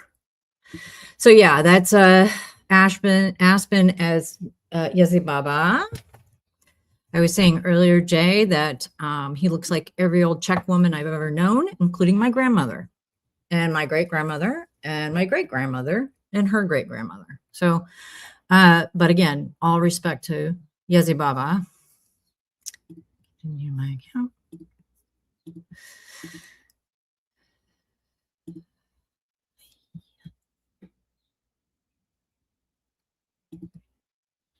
Fucking weirdo. God. Okay.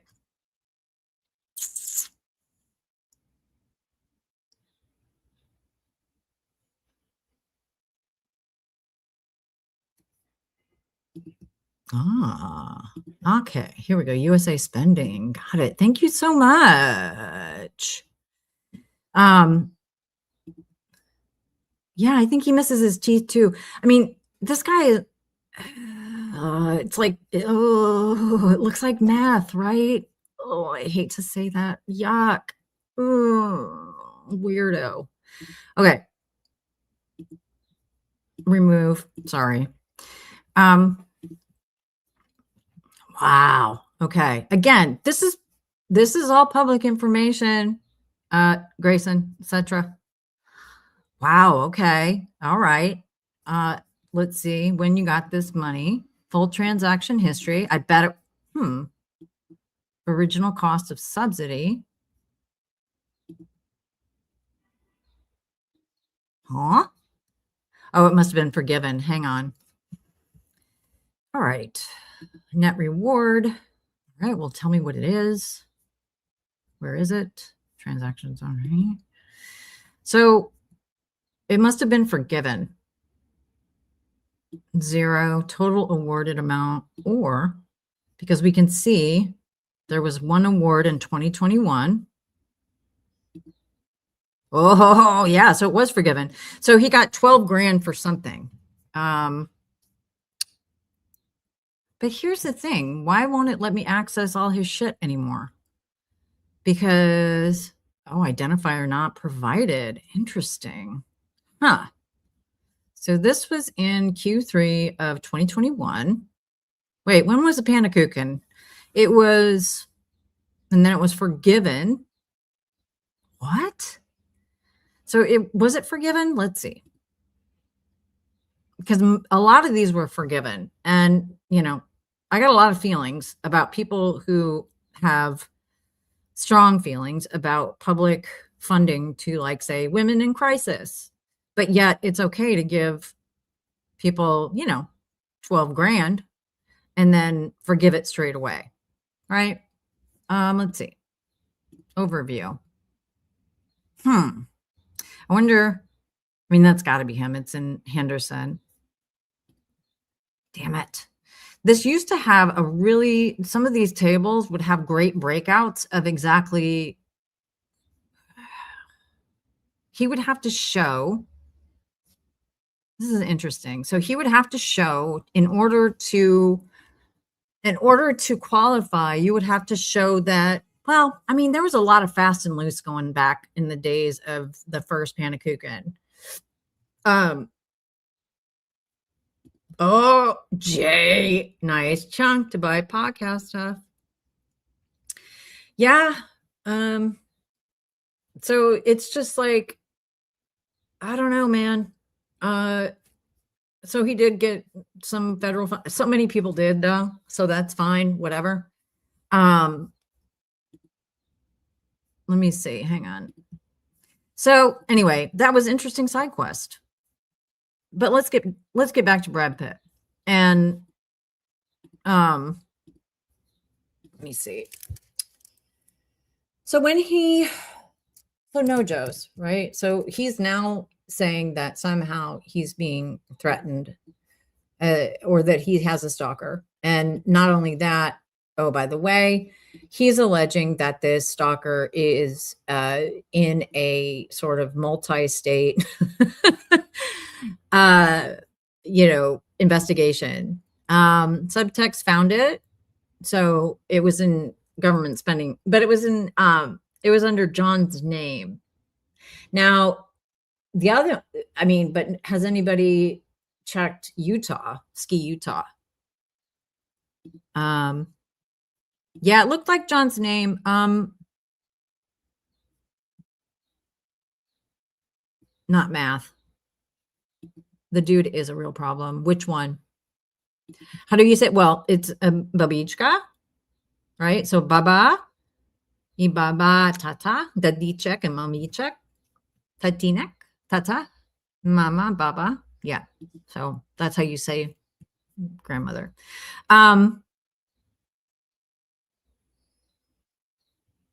Let's see. Under the transaction, yeah. So it's 11K. So it's 20. We were able to kind of figure it out, but it looks like it was forgiven. Yeah.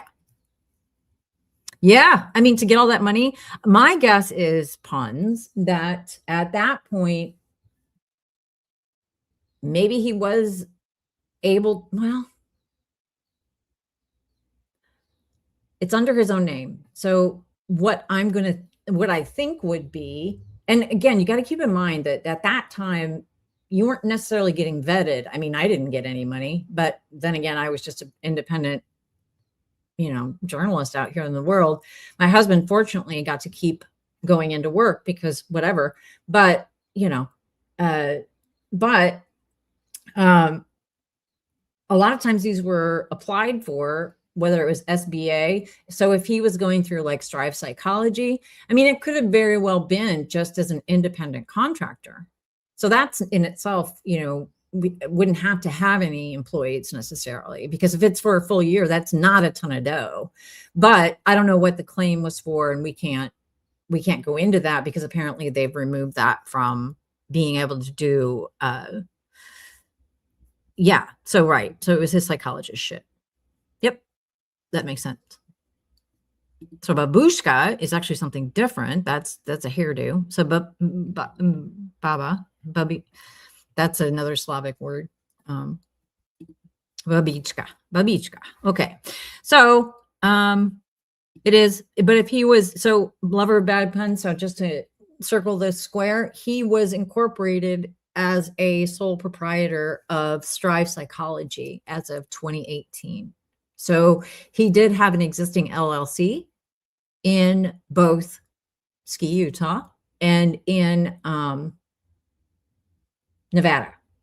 It was Odyssey, then it was Odyssey Quest, then it became Strive, then it was Hidden True Crime, and then it was Hidden Production. So he's had some form of LLC on file in the state of Nevada for quite some time. So that's how he would be able to access that. And, just whatever. And people that were freelancing, there were, to be clear, again, it's not weird necessarily. What I think is more compelling and more interesting and puts him more on the hook is not his PPP loans, but the money that he supposedly got through the state of Utah. And I know he got it because we went through it the other day. You know, he got that $2,500 through, let me see if I can bring it up, through and this is the only thing that I can find for him having done any work as a vendor in the state of Nevada,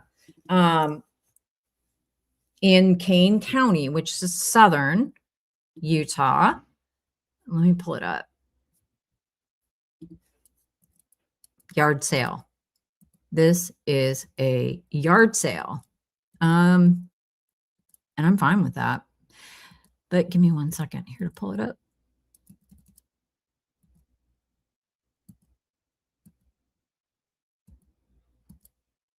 So, yeah.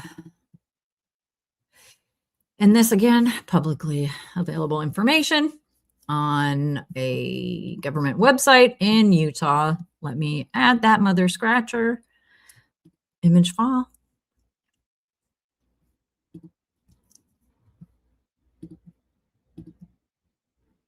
Mm-hmm.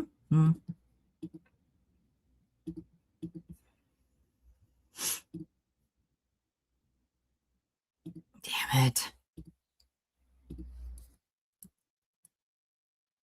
Did a little rabbit hole. So now I've lost my mind. This is in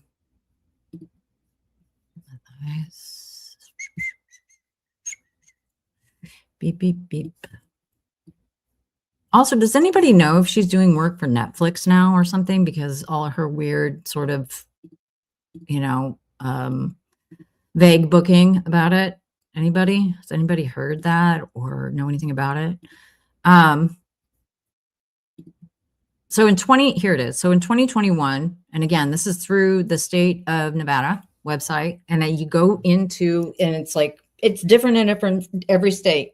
It's called, like in Iowa, it's called the Iowa checkbook. Here it's called Transparency New York.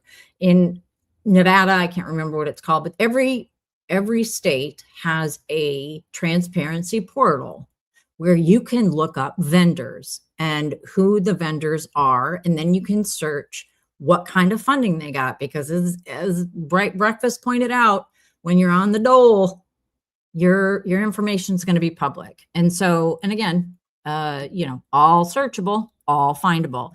So the one thing I was able to find was in Kane County in 2021. Okay. Which is interesting now that we know he got money for, how the hell was he working in 2021? Wait a minute. Hang on. I was going to say, looks like a consulting fee and, you know, some Mickey D's. But this is interesting, right? Okay. This is interesting because this is Dental Lori, teeth. Yeah, hold the phone exactly, right? So interesting. Because if he didn't work, wait a minute. Oh God, are we gonna have to go to the, okay, stand by. Now look, Utah, transparency portal. And again, you know, this doesn't, I'm not suggesting that there's any sort of weird criminal shit going on. What I am saying is that now that we know that he got money for not being able to work, whoa, and not being able to work, yet here we are. Now, okay, the only other thing I can possibly see is that, was there an outstanding, was it quite a while ago that it was just coming due, and it was for a past work. Vendor payment system. Let me pull this up so everybody can come along, because now I have to know. Now I gotta know. Damn it. Everybody, if you want to stretch your legs, now would be a good time to do that. You know, tip your waiters, and I don't know, that was, let's see.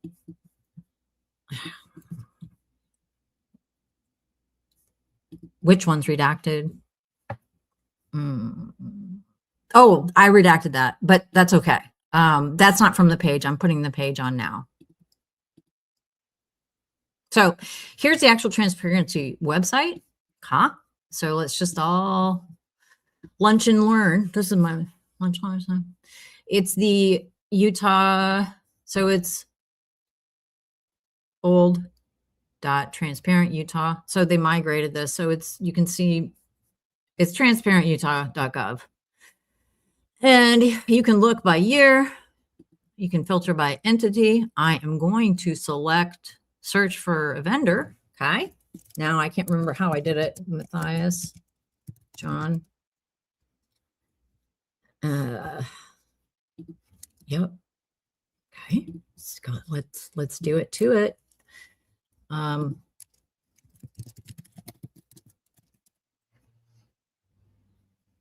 Submit. Okay. So some of these people, that was it. John Matthias Shannon, that's not him. So in 2021, so you see this, right? And this is for all, let's look how many years are available. I mean, you can select all. So from 21 to 2024, deselect, select all. 21 and 2024. So that's, hang on. So that's the only 2 years that a Matthias shows up. And the second year, the 2024, is somebody named John Matthias Shannon. So that's a middle name.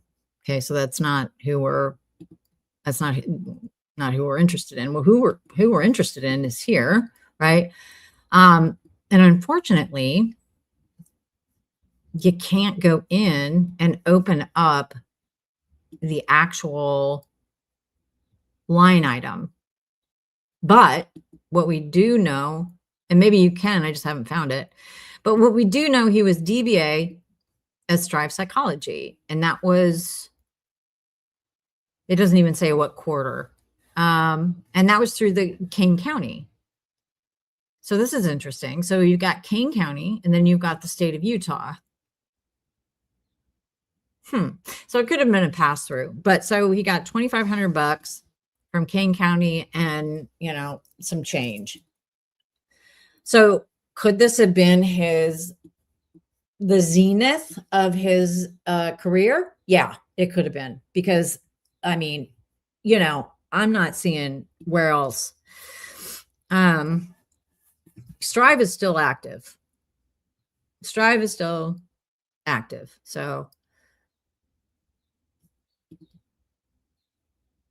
no, not that I know of subtext, but I don't, you know, it could be. You'd have to check, you know, obviously you'd have to check he should have, because in Utah, it's registered as a foreign entity, foreign meaning just from another state. And I don't know if they they should bring the employee identification number along with it. So, you know, but the thing about Strive in Utah versus Strive and see, this is where it gets fucking hard to track. So in 2021, Strive had to be registered. Did it have to be registered? Anyway, this portal is all. So Strive, well, okay, but hang on a second.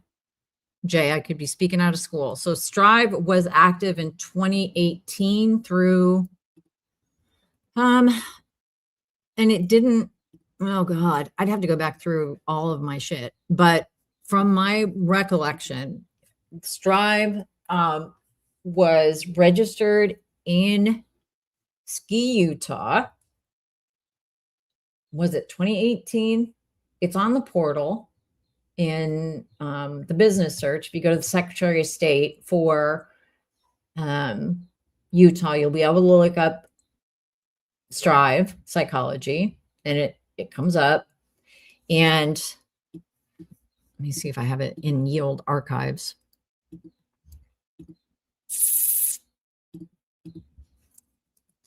And it comes up for foreign registration. I'm just reading off of I'm not going to put it on the page because whatever.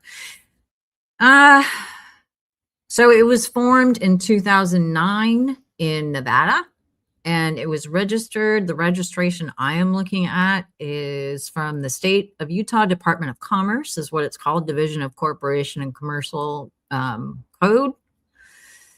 And it is registered in DBA. So this is in 2018 is when it became an LLC in Utah. And this is the one where it's registered in Santa Clara and, yeah, Santa Clara. Santa Clara. Yeah, this one, but then, you know, he has addresses in St. George and all that shit. So Santa Clara is where this one is registered as DB, is actually doing business. And he did have, and one of the other things that I checked out was that he did actually have a Medicaid number in order to bill Medicaid. But that was for what I can tell 1 year.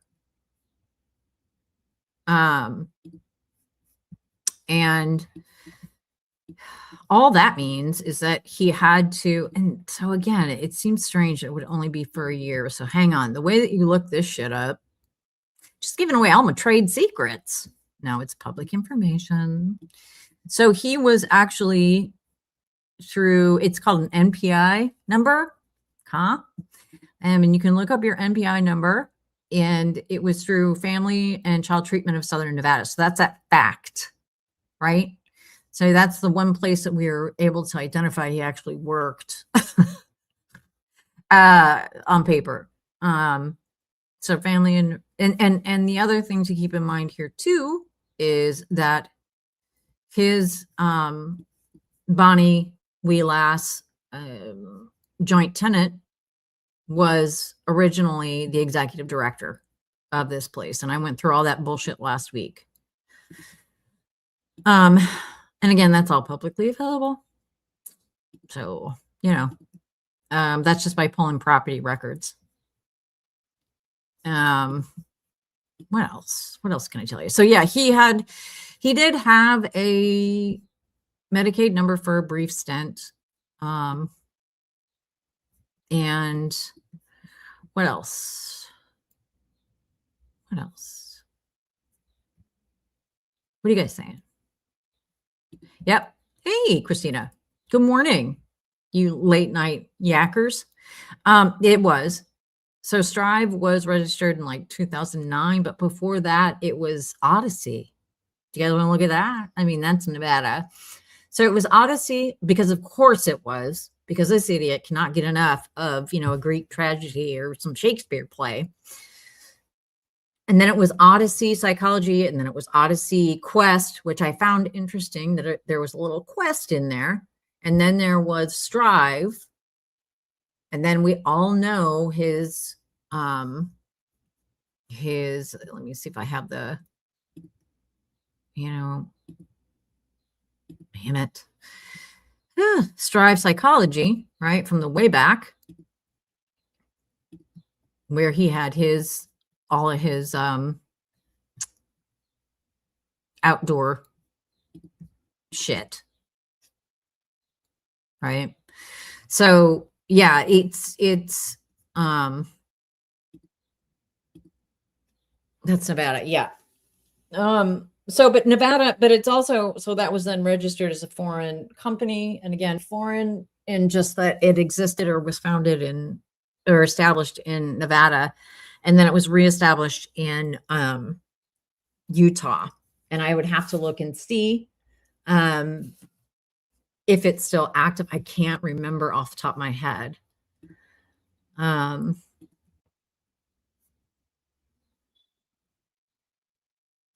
Maria, how was your cat? Okay, let's get down to brass tacks here. How's your cat? Okay, I need to know that. Is your kitty okay? Please tell me yes, because if you say no, I'm gonna lose it. Whoa. Hidden Productions with Daylight Media. I've never seen that before either. So Strive was, oh my God, that's right, Maury. You have, see, teamwork, dreamwork. Was Strive named Strive before Lauren entered the picture? That I don't know. What I do know is that, well, yes, it was. No, I don't believe so. Let me look at the Nevada, because it's all registered in Nevada. Now, I had an inkling that there might be, so this, you can't, for some, whatever reason, well, I know, because, 10th Amendment states control LLCs and corporations, but you have to go through and you have to do an individual search. At least I do. I don't know any other way to do it. So let me look at Nevada. It's called Nevada. They have state transparency, examiners, criminal case. It is called the Flume, Silver Flume. I don't know. It just is. That's what it's called. Lord, why is this not coming up? Name it.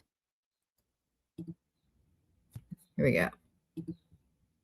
So it's Silver Flume Nevada Business Portal is what it's called. Damn it.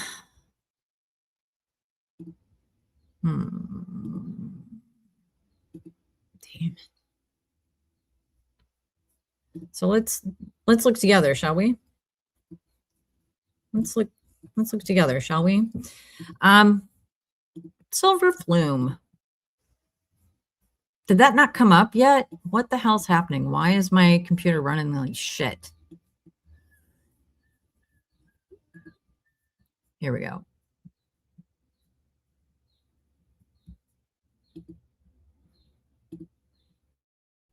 Lord.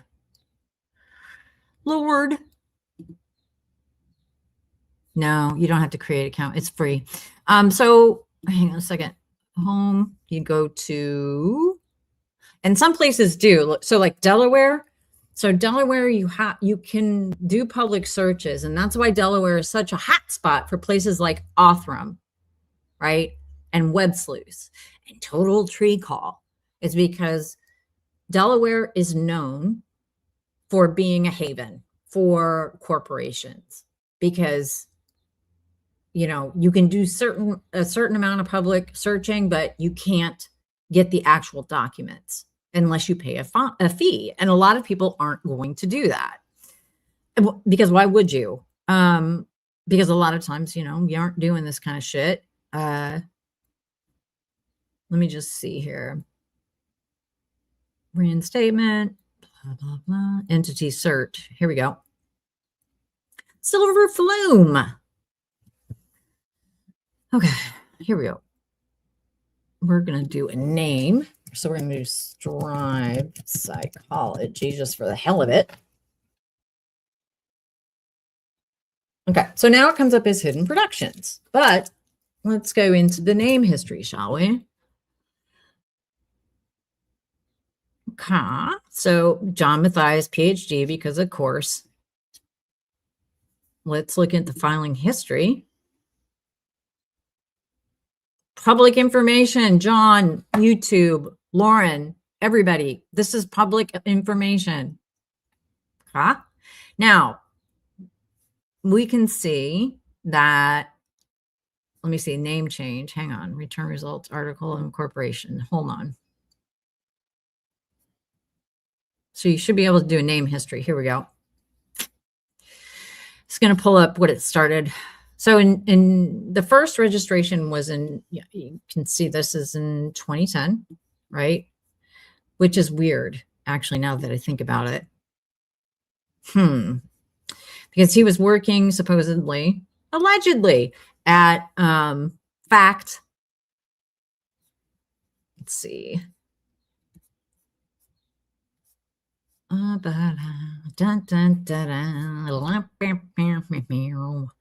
Okay. So Odyssey Psychology got its, now, let's see. 2009. So he must have applied. Formation date was 2009.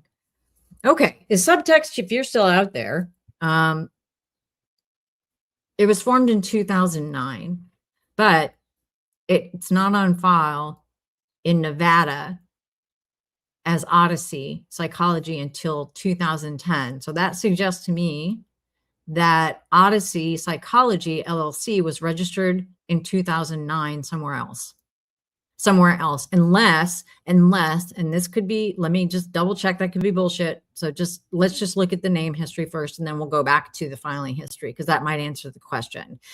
So July 2010, well, happy anniversary coming up almost to Odyssey Psychology. Congrats. Okay.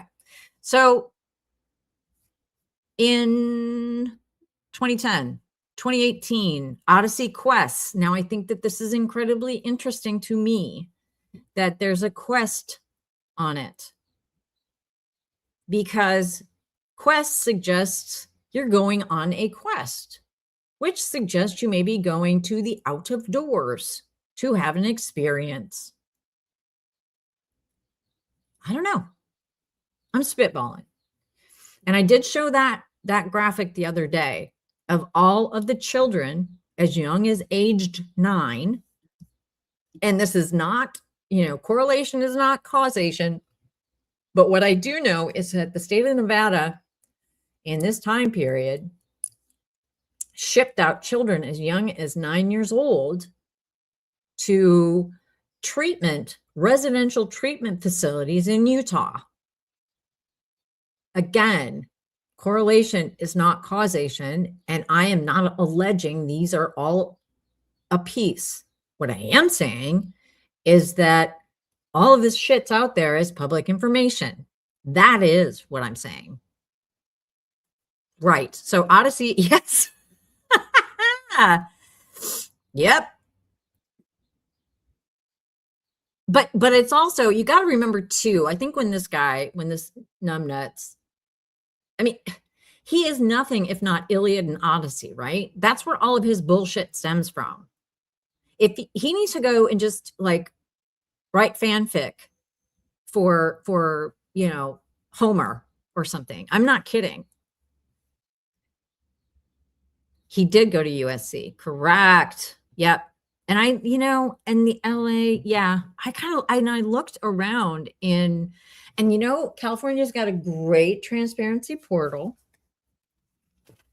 But I haven't, it's a lot to try to find all this bullshit. But, again, that I just haven't gotten around to it.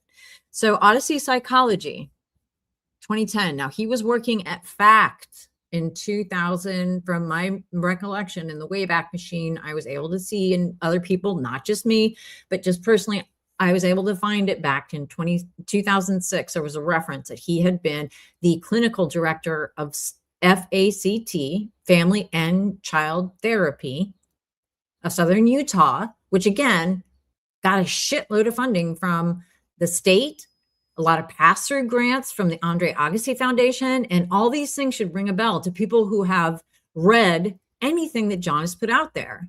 He's beaten the drum of, I worked with the Andre Agassi Foundation. No, you didn't. And if you did, you're going to have to show it, because it wasn't on the 990s. But your joint tenant did.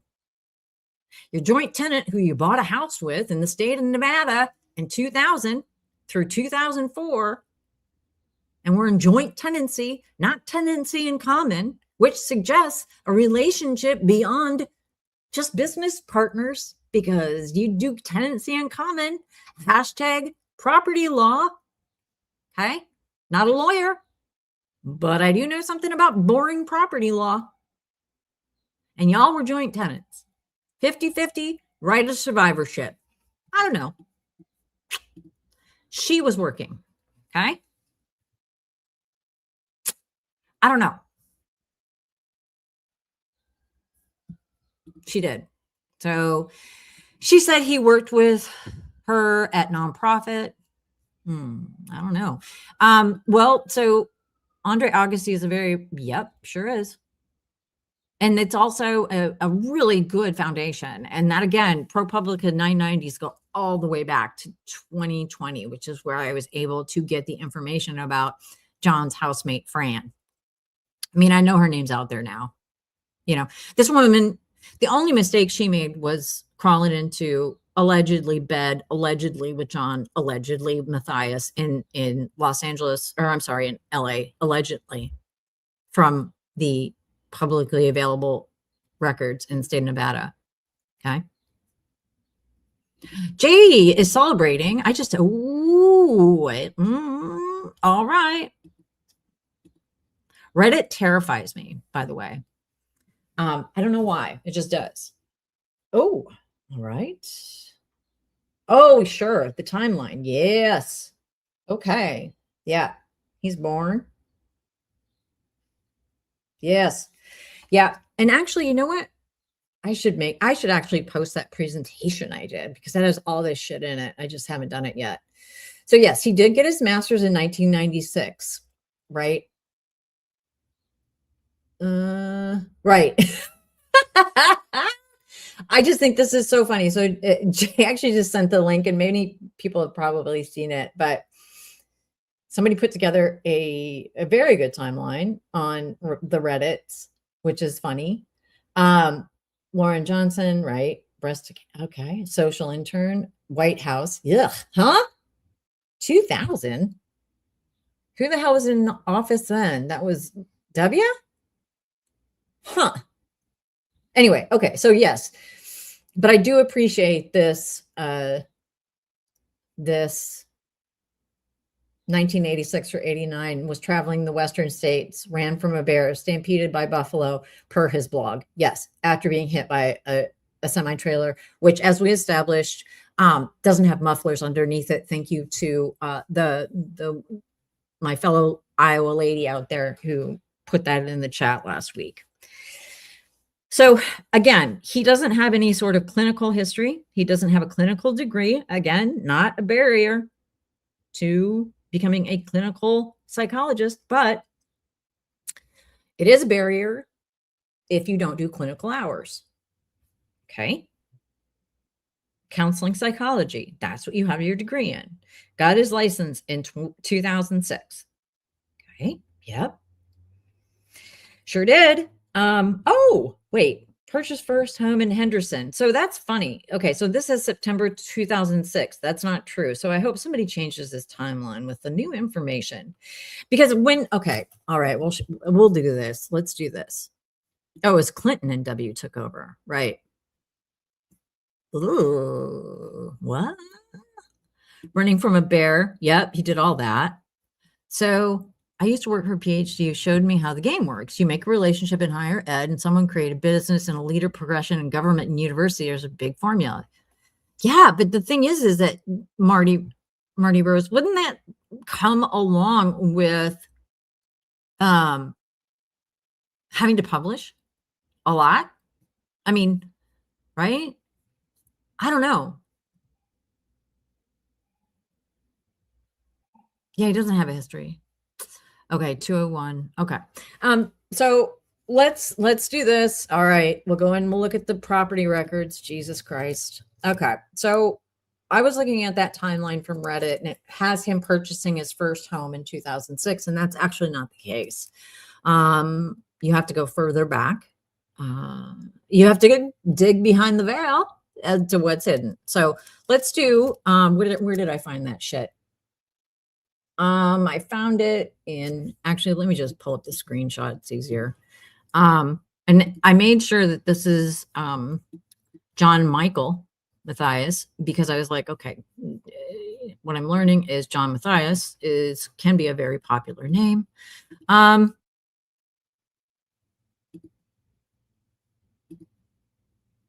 And I didn't want to put all these people, but you know what? It's public information incoming. Okay. Yeah. So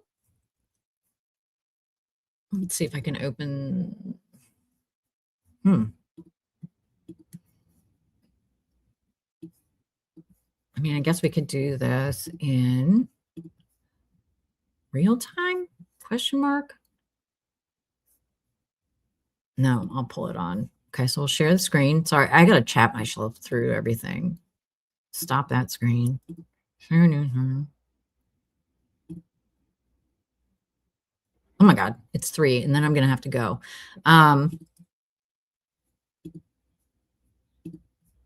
Okay. Why is this not letting me add?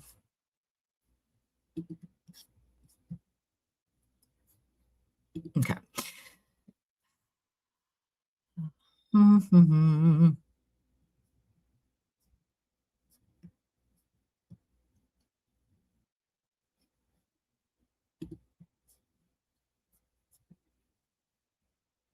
Jesus wept. Christ on a cross. All of it.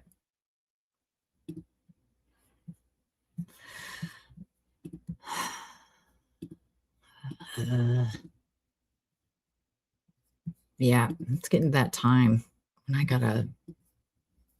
Okay, so this is from Not That's Not It. Sorry, my computer is just running like molasses. So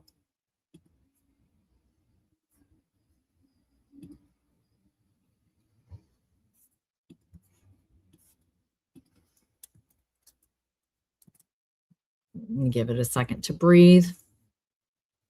Oh my God, I've got the spinny wheel of death.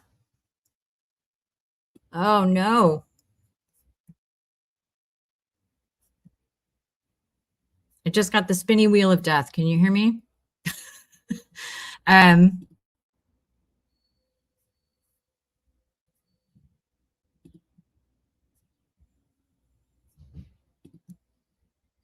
Okay, so this is, so when you go to look this stuff up, can you guys see me and hear me? Okay.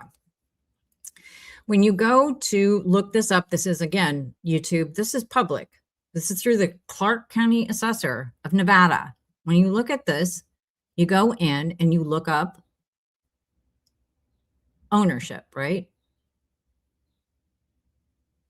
So in 2000, in the year 2000,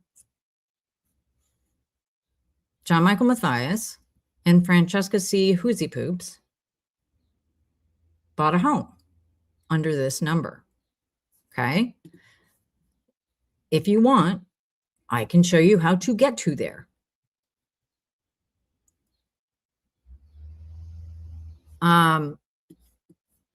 So they sold it. And again, joint tenants. I don't have any reason. I don't know why I become a joint tenant with anybody. But you know, county clerks really are the yes, all of it. So if you go into hashtag public information, hashtag all available online, hashtag don't fucking strike this stream, because it is all public information. So if we go into Clark, let me just do this. County Assessor, and I will show you how to do this, because he didn't buy his first house in Nevada from the assessor's office information in 2006. He bought it in 2000. You know? So, and again, none of this makes any fucking bit of difference, except that what it makes a difference to me, I don't care about his fucking personal life. I don't give a shit.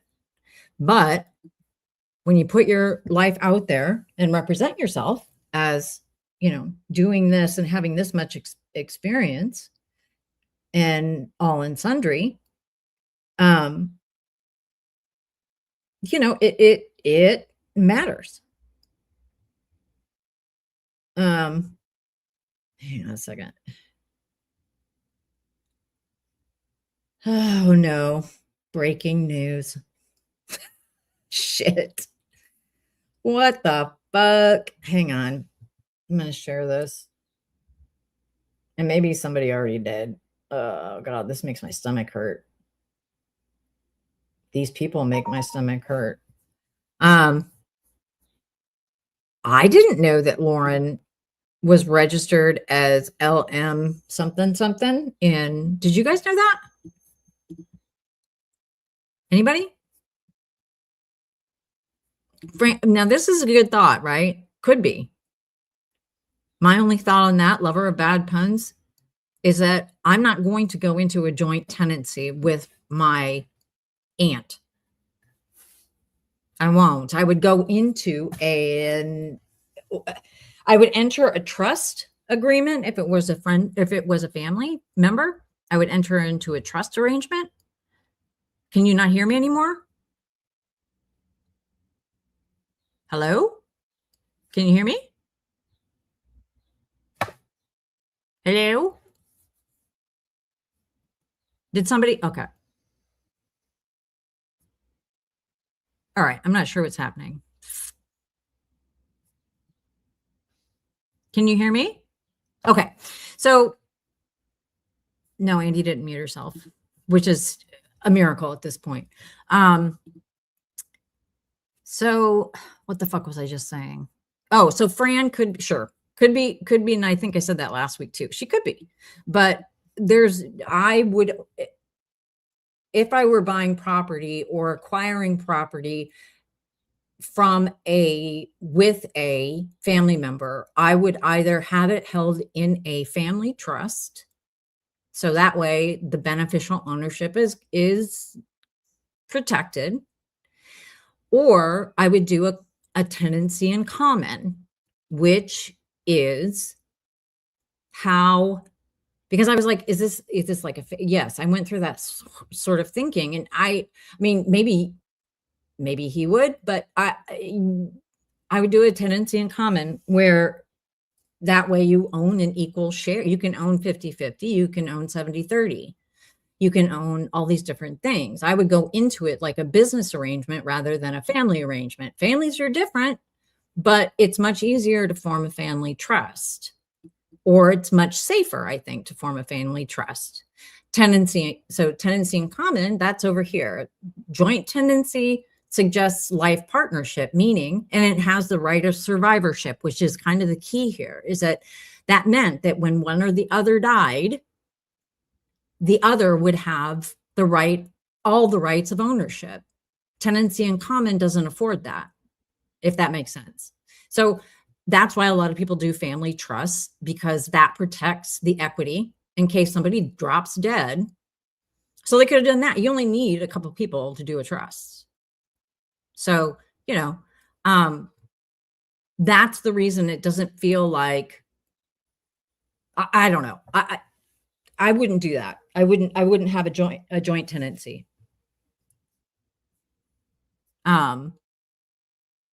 Anyway, so that's me. Because yeah, I mean, could Fran be a family member? Sure. Is she? Who the fuck knows? I don't know. Don't know. But it provides another, I guess my point is that it provides another stake in the timeline. So, he shows up in the property record in 2000. So does that make sense? Yep, 100%. So trust is just, hey, Chelsea, how you doing? Yeah, so trust is people coming after them individually. Yep. So trust is that. And but yeah, it's the right of survivorship that joint tenancy brings that made me think that they were an item. Oh, so the breaking news was just that I didn't realize who owns a house now.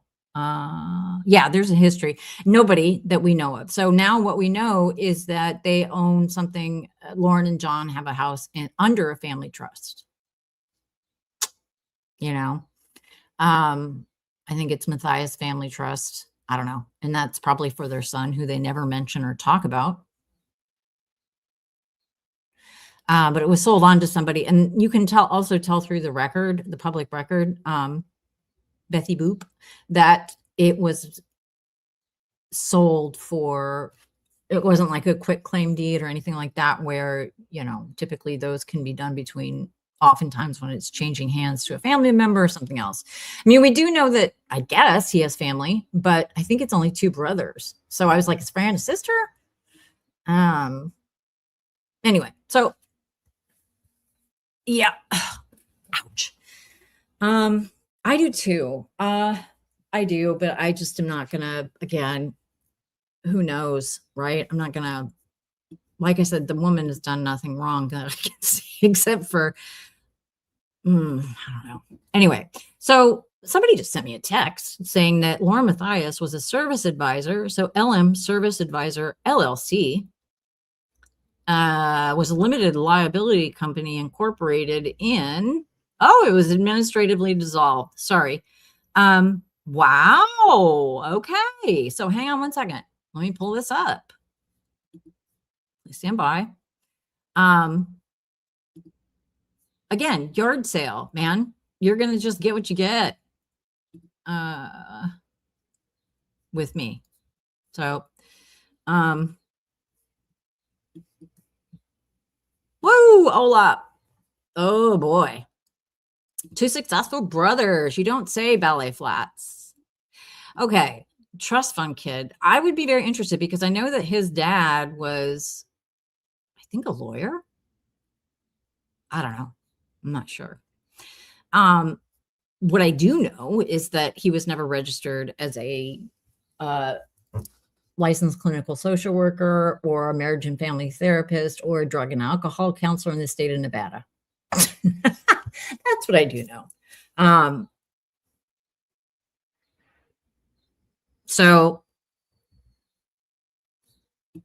it's weird. It's real weird. And it's also weirder even still, but it makes sense to me that he would lose his marbles over people, or that they would lose their marbles over people asking questions, because this is, you know, the other thing is that, you know, yeah, you're going to run into someone having questions when you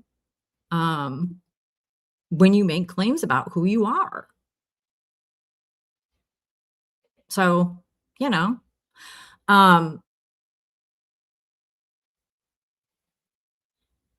yeah. So his parents have Northwestern. Yeah. That's where he was almost run over by a bear. So, I know somebody said that they thought Dr. Berry is a weirdo. Yes. I shouted him out earlier. Yep. Was glad to see he's back. Let me see. Hashtag never forget. I'm trying to clean up my space here. Please stand by. And for people that are like, why are you guys still harping on about this? Because you don't get to take somebody to court for bullshit. And then, you know, just, you don't get to take a dump in the middle of the table and then walk away. You don't. And again, you don't, you know, anyway, somebody mentioned they thought Dr. Patrice Berry was a little creepy. Whatever. My thing is that I found it interesting because I didn't know it, and maybe everybody else did, which is possible because, again, really autistic, so I don't know what's going on around me. But let me put this up here and see if it plays.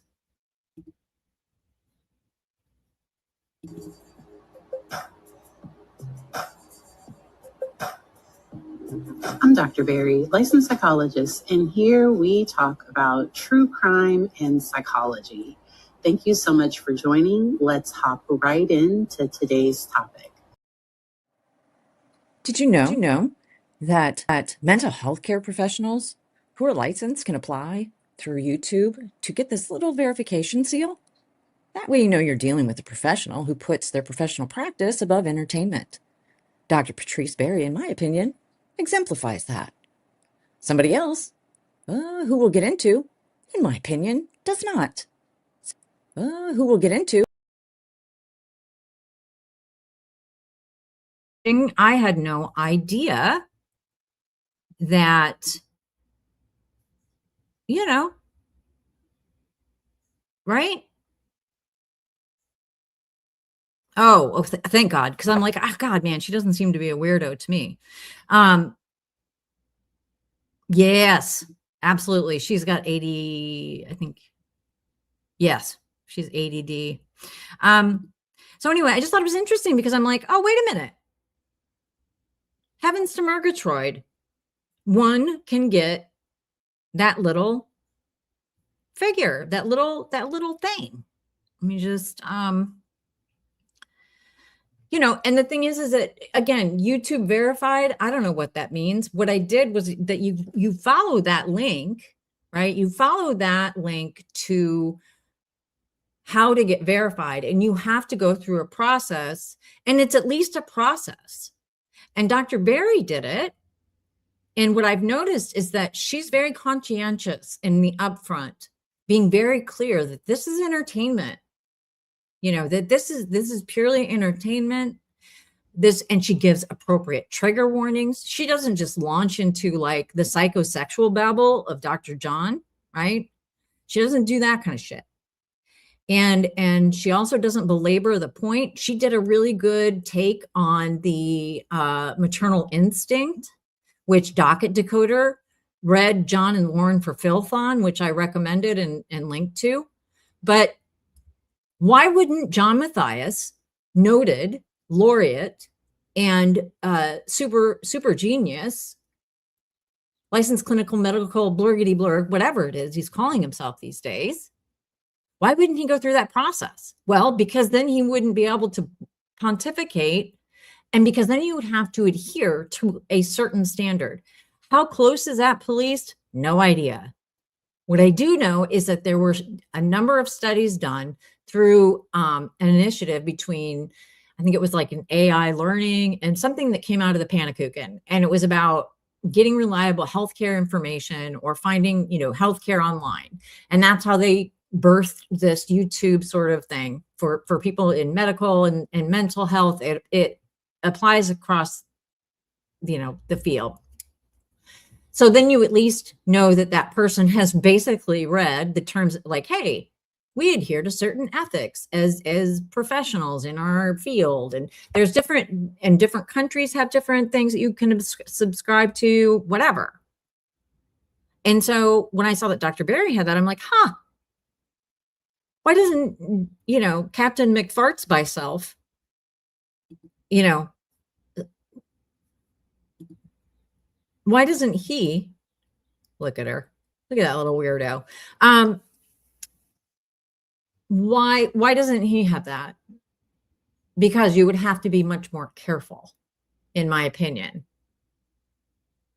In my opinion, you would have to be way more careful. And I don't know if anybody else has noticed that or not. But I just thought it was interesting that that's something you can do. That is something you can do. It's kind of like back in the day when you had to actually go through a process to get, look, I'm not going to take it for what it's worth. But back when Twitter was Twitter and you had to actually get verified to have a little check mark, I did it because at that point in my career, many people would contact me that way and they needed to know that I was who I was saying I was because I was a journalist. I didn't pay for it. You went through a process. You had to just show some creds like, hey, here's a bunch of stuff that I've written. Hey, here's my this, that, and the other thing. And you go through a process and it's not a done deal. And so you get your blue check mark again. And I did it so people would have comfort being able to contact me in a public platform to know that I had at least been verified. I showed it. And again, you can take it for what it's worth. I don't give a shit. Not here to argue about it. What I am saying is that I had to show, here's what I did. And that was for Twitter. That was for social media. That, right? And I'm just a journalist. Good God. But, you know, it's a lot. Ugh. So yeah, Docket Decoder is good. Love it. He actually left a statement or a statement. He actually left, let me see if I can find it. And I'm going to take this credit because why not? Let me see.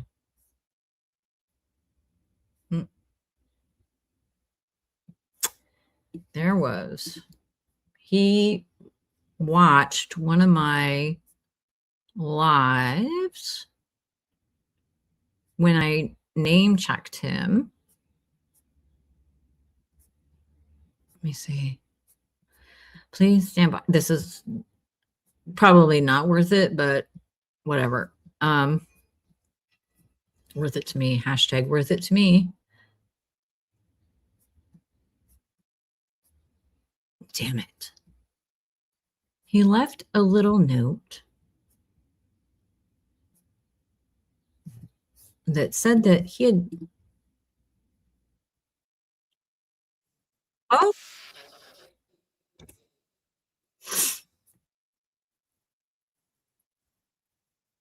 Yikes. Anyway, he mentioned, now it's going to kill me. He mentioned in one of my live streams that I inspired him to go back and cover Maternal Instinct. And I'm like, what? Hang on. So I feel like, you know, you're welcome, America. Here we go. Damn it. Ugh. Now that ambulance, that's my cue. I got to get out of here. So, do you want to watch the funny making fun of Whoozy Poops? Yeah, there were a lot of imposter accounts. This is years ago. I'm like, bitch, I am not going to pay for. Woo! You saw that comment? Okay, great. So you're welcome, America, right? And look, I'm nothing if not just some bitch out here in the world. Did you guys see my fun and exciting take on, oh, you want to see Toots? All right, let's see the Toot. Because it's, again, palette cleanser, right? Ugh. Sorry. Let me put my face back up here. Oh, doodles. What are you doing? We got disco ball. Yeah. Oh. Hello. Hi. What are you doing, Sleepy Jingles?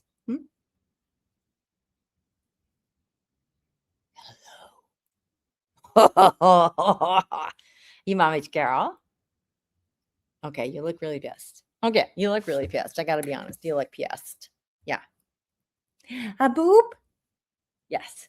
Ooh. Her disco ball's going. Shit's cracking. But I did my first take, like, hilarious. Maybe it wasn't hilarious. Takedown of Jessica Machado, because she is the gift. She's not a journalist. I was going to talk about her today and all her bullshit and taking all that money from the GOP for all of your public record searches versus actually doing the work of journalism is not journalism. It's not.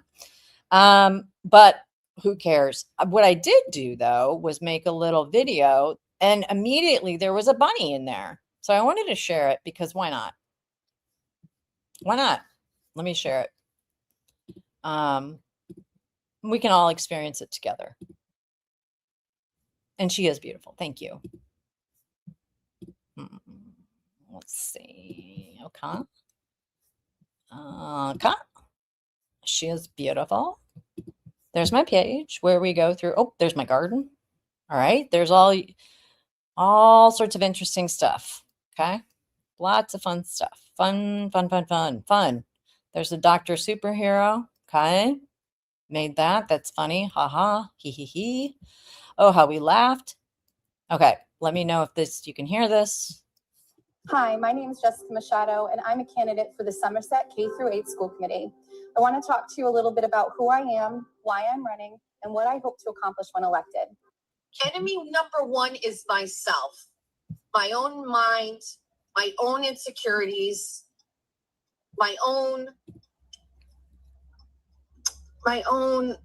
doubt. That's always enemy number one.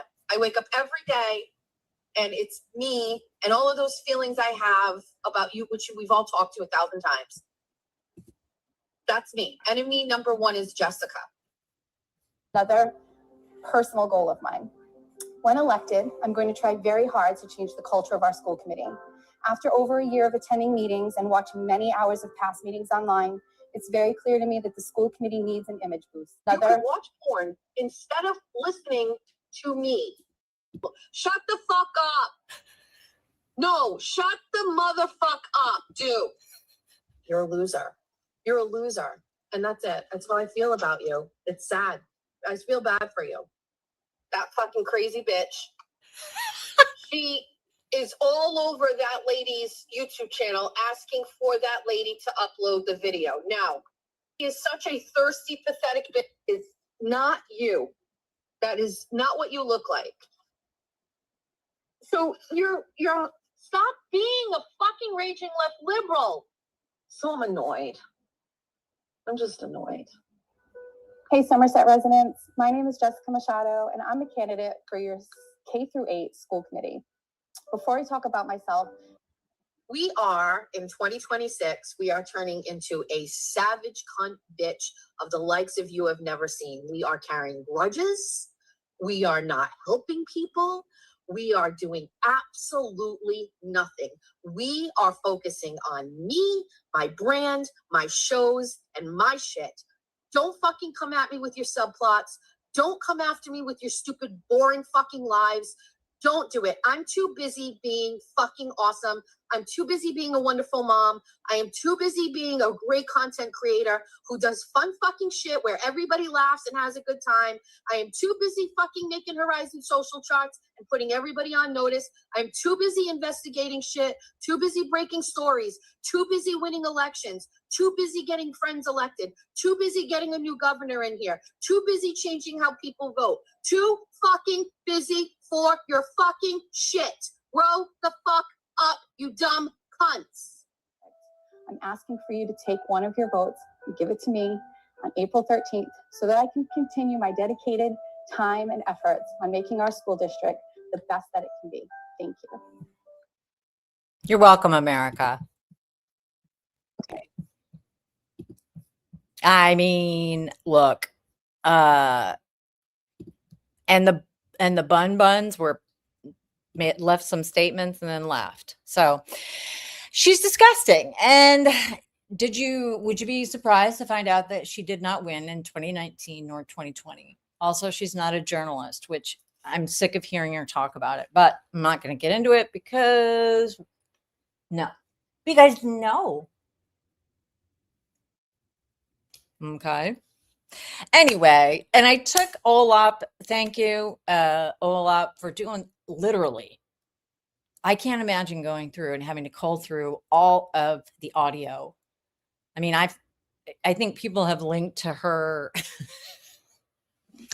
her historic runs for K through 8 school board. Who wouldn't want that, right? Which resulted in an RO against her. Who wouldn't want that? Yeah, representing them. But it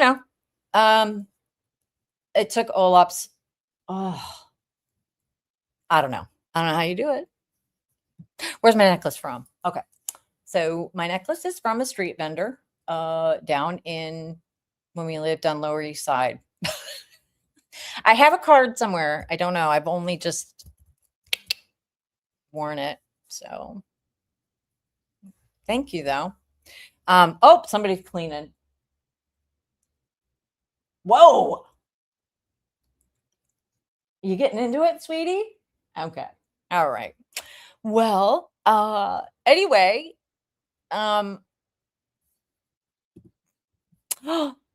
Yay! So we have a new, oh, Shirley Graff, welcome aboard. This is the kind of high-class professional content you can expect. Again, you know, yard sale. See you next Tuesday. Office hours. Some silly videos. Allegedly. Public information. So, yeah, she's in all her glory. Ah. Boop. I can't. Okay, she's a cat. She's a cat. She is a #1 cat. And how long have we been on here? Like 4 hours? Up, almost 3. That seems like a good number. I don't know. Did everybody see my Batman? Maybe we'll have this take us out.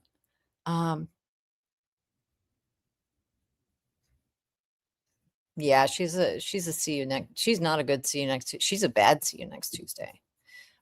She hasn't learned how to come into her own. Poor lady. Oops. Hang on.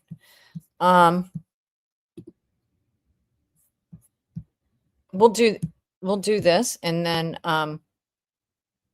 actually I didn't get to spend much time on Trisha, so we'll do this and then that'll be that, because I mean, haven't we all seen enough of this nightmare today? I know I have. But thank you to everybody that signed up and gave little super stickers and super chats. I think it's awesome and never expected. Always appreciate it. So let me add this, and we'll give a shout out to Trisha, because she's not getting enough attention. And while she's on vacation, you know, I mean, I think she could use a little entertainment and such as like, and okay. All right. And because #never forget that she's trying to raise money off the backs of dead children. Okay. All right.